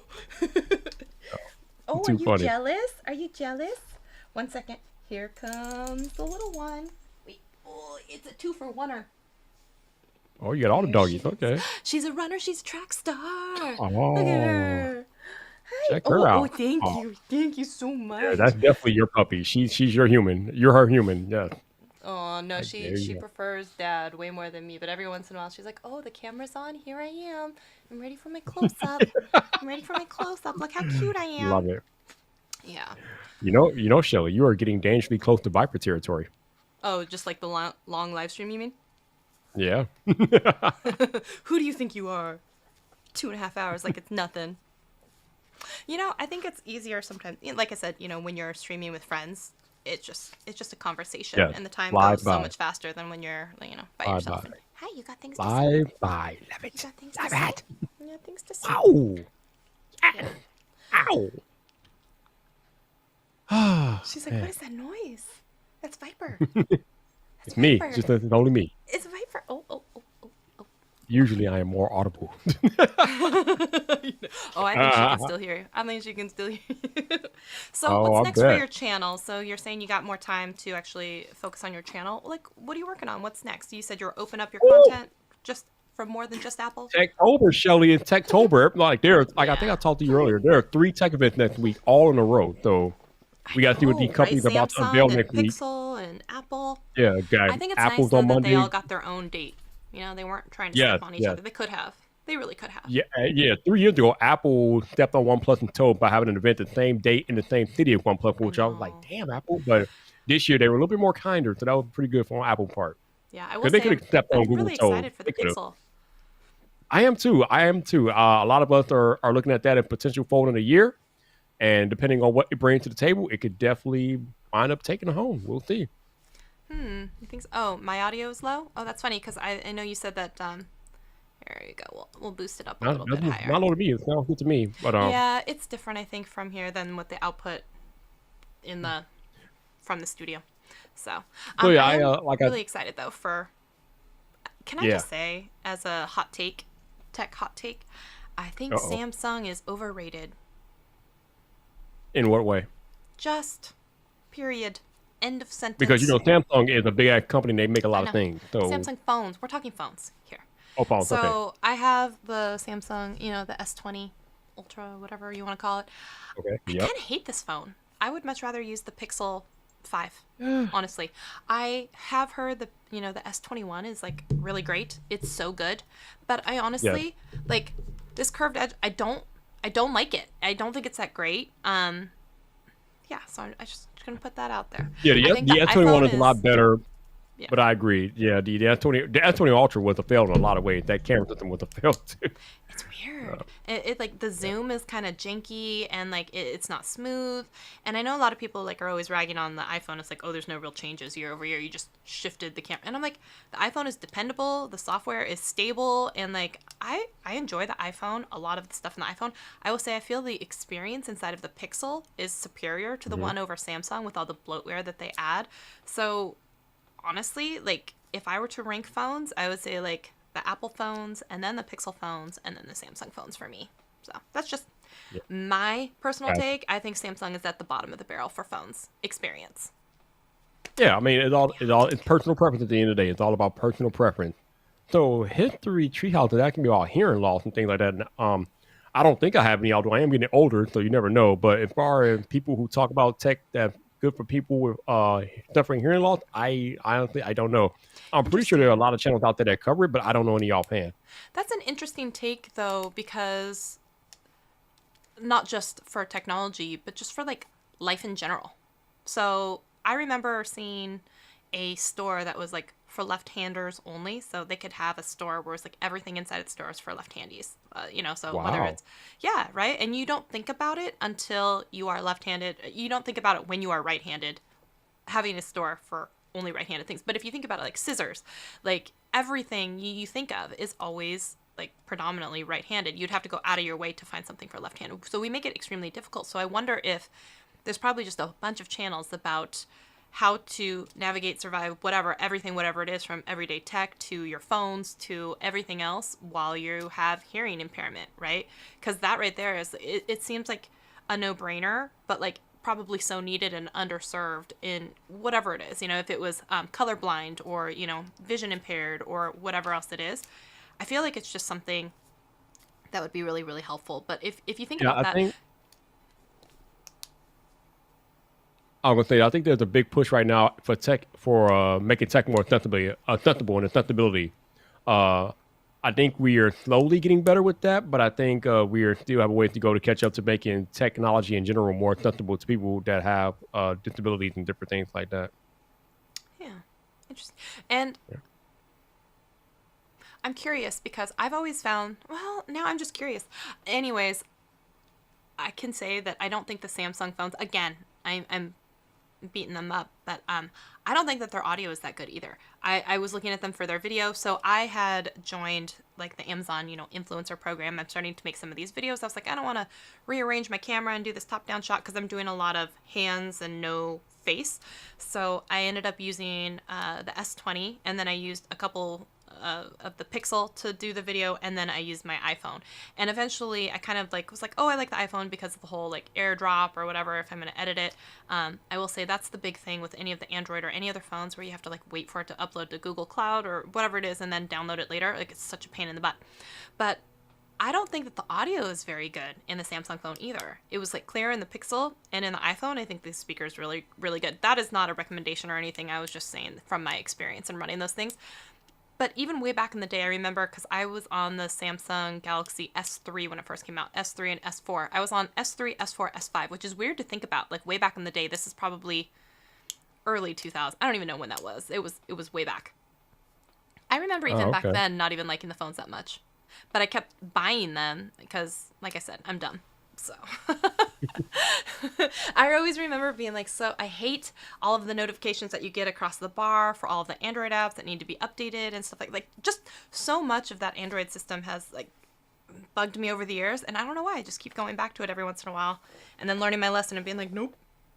But I will say there was a poll today. I don't know who did it on Twitter. It's like, what's the most I think it was Trent's Tech. Like, what's the most overrated feature on iPhones? And I was like, I think iMessage is stupid. I never cared once about the colored dots and the bubbles. I never cared about the animojis, memojis inside of it.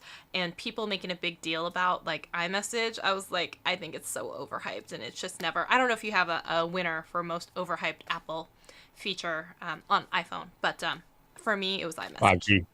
5G. 5G. 5G is overhyped as hell. Yeah, I guess... overhyped. I didn't even think about that one because that's sure. Because I was thinking against the historical like line and trend of like things that have been on a lot of iPhones. 5G has only been on since 12. You know, the 12 series and the 13 series. You can't call iMessage overhyped. iMessage is like I mean, that's like half of what people keep people angered to iPhone. See, and that's what I'm saying. Like, I don't understand. I'm saying it's a hot take, but that never once crossed my mind about leaving iOS for Android with iMessage. Like, I never cared about any of that. Like, I do care about AirDrop. I do care about that, right? But as like iMessage has never once ever been on my list of things that keep me with an iPhone. And so that's why I said, like, you know, when he said what's overhyped, and I'm like, iMessage. iMessage, I give no craps about. So, like, not at all. Not even a little bit. Breed. You are a rare breed. But and I said the other one that I don't care about. I said like photographic styles, filters. No, not even a little bit. Not even a little bit. As much as they have. I didn't even mention that in my review. I didn't even mention that because I can care less about that. Yeah, so I was like, I don't care about photographic styles. I don't care about iMessage. Nope, none of that. And I don't care about animojis and memojis. I care about none of those things. Hey, when I make videos about emojis, they get a lot of views. A lot of people care about that stuff. And that's not me. I don't care about those things. Yeah, not even. Okay, so now we got to ask the question: what does Shirley care about? What do you care about? In the new ones, I care about cinematic mode.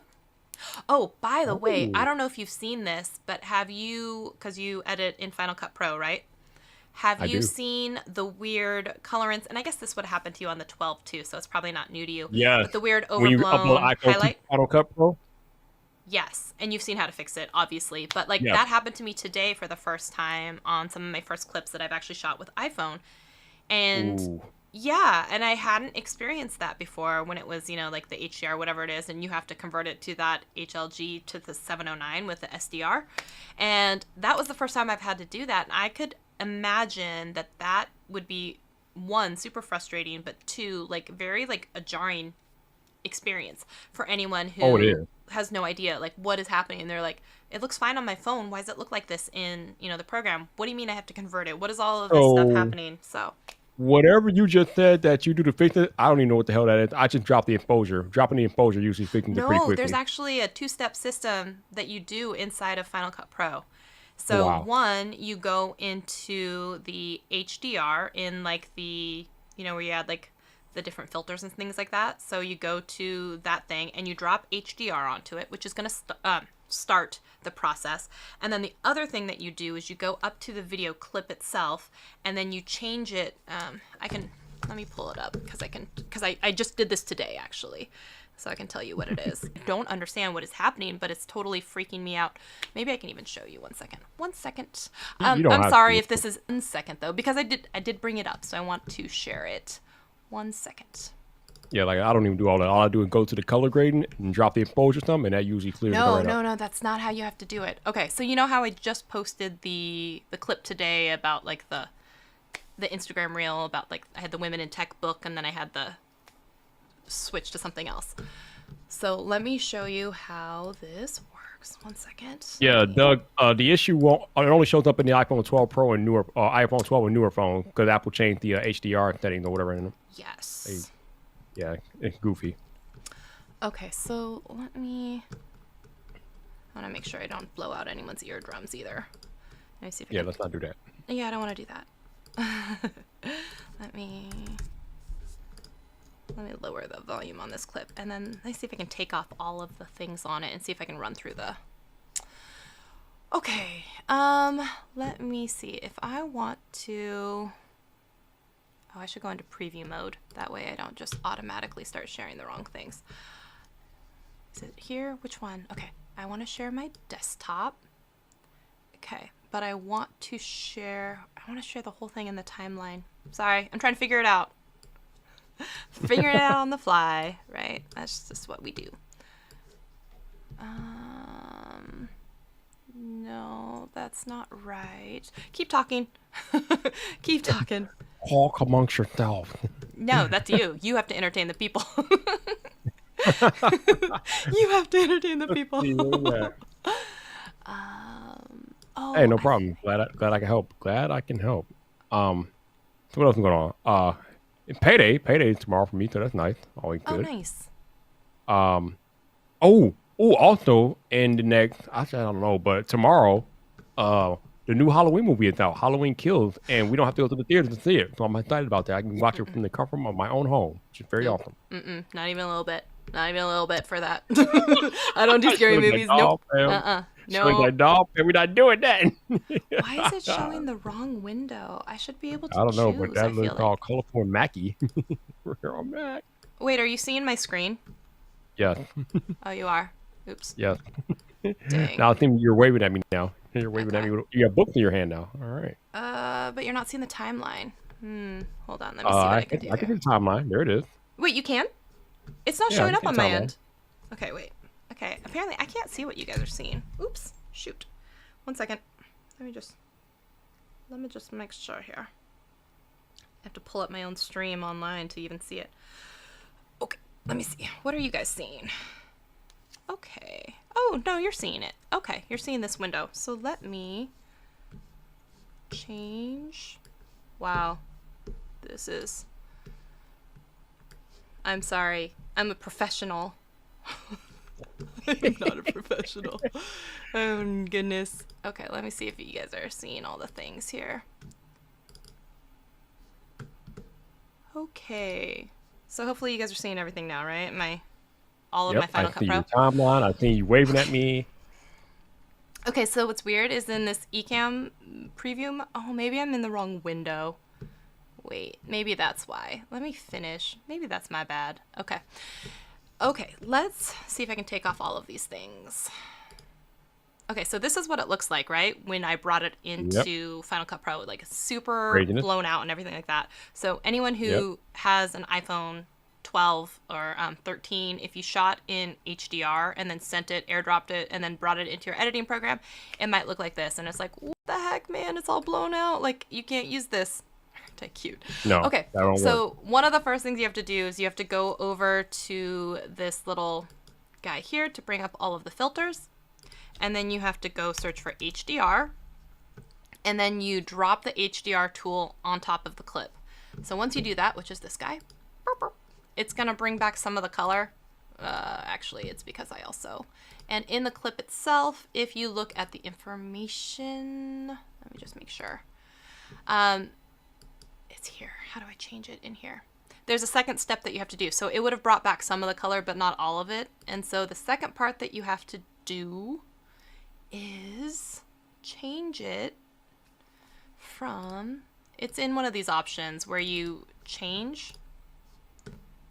you select it, and then you can change it to a different type. Let me see. Why is it not... Anyways, so those are the two steps, but I can show you later.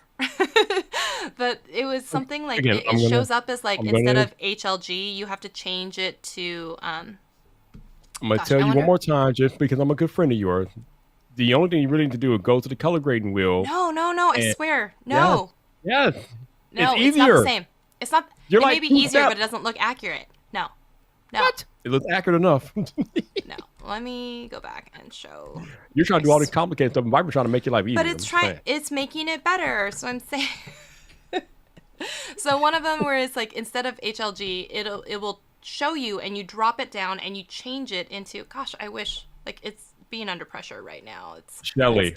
We do things for speed and efficiency around here. What you're doing is too much. It's too much, man. No. Well, if you knew what you were doing and like weren't under the pressure of doing it, then you would see exactly how to change it. I swear to goodness. Oh, it was on the video clip. I swear. Show. Oh, this is it. Okay. So when you're on the HDR tools, you have to change the mode to HLG to 709 SDR. So once you do that, the color is exactly as it was shot through your iPhone. So those two things, so drop on the HDR tool, and then once you're on the video clip itself, once you change it from the HDR version, you change it to the HLG 709 SDR. That will change your color, and that will make it as it should be. So those two things combined will make it so you have it. That's it. I swear that it's 2 button clicks. It's not that bad. It's not that bad. I'm not looking very cute on screen, so let me change that. Hold on. Oh my goodness. What am I doing? How do I come back? Come back. Hour 3 is Shelly coming back to us. Shelly. Come back to us. No more live demo mode for me. She's back, y'all. There she is. Welcome Shelly back to the fold. Am I back? Yeah. You are back. You still see my desktop? No. Okay, Only good. to you now. Okay, good. You Anyways, are back that's 100. how you do it. Those two things combined, and it will fix your problem. Absolutely not. Hell no. That's too complicated. I not. use one slider. I slide it down. I'm done. But it could actually still be wrong, is what I'm saying. Is if you want the color accuracy and you want it to look right, then those two things, drop on the HDR and drop off The only people that would know is wrong is you and me, and it looks right to me. It's about delivering the best experience that a viewer can have. So. Yep. Yeah, I'm just saying. I'm just saying. Yep. Stop. We're not fighting. I'm winning, first of all. And my dad would always say, like, honey, if you don't make time to do it right, you're just going to make time to do it twice. So I always, like, even though that didn't seem very efficient, it's because I literally learned how to do it today, okay? And so 2 things. Drop on the HDR. That should mitigate half of the problem, and the other half, to get the color exactly what you want, change it to that SDR HLG one, and that will do the trick. So I know you think, oh, you just dropped down the exposure. No, it's still not going to look right. The hell it doesn't look right home. Doesn't look right. So you know what though? It might look okay, but if you want to take it to the next level, just say. Done and better than perfect. Oh yeah. All right. Yeah. All right. So I think I'm gonna go hit some dinner because Dee was saying pizza. Yeah. I need food too. Yeah. And I'm tired of sitting in this damn chair. I was experimenting with the chair tonight. Yeah, I'm not doing this no more. Oh yeah. You just got a new chair, right? I got 2 new chairs. The other one you did? is right out of frame back there, right there. Okay. Right Okay, there, so right first there. of all, now I don't have to feel bad for having 2 chairs in the same room, even though there's only one butt that I'm, using to sit in any one chair. I can This only sit chair on I'm one sitting chair in right now is usually not in this room. Actually, I I have brought another the chair chair over there. in the room. I brought the chair in the room tonight because I wanted to test it out to see if I can sit in it for a prolonged period of time. And the answer is no, it's not comfortable. So we're putting it back in the other room where it belongs. We're going to go back to my Herman Miller, which is the bomb chair. Okay. Technically, I was just going to say I have 3 chairs because I have like a makeup mirror that I sit at over here.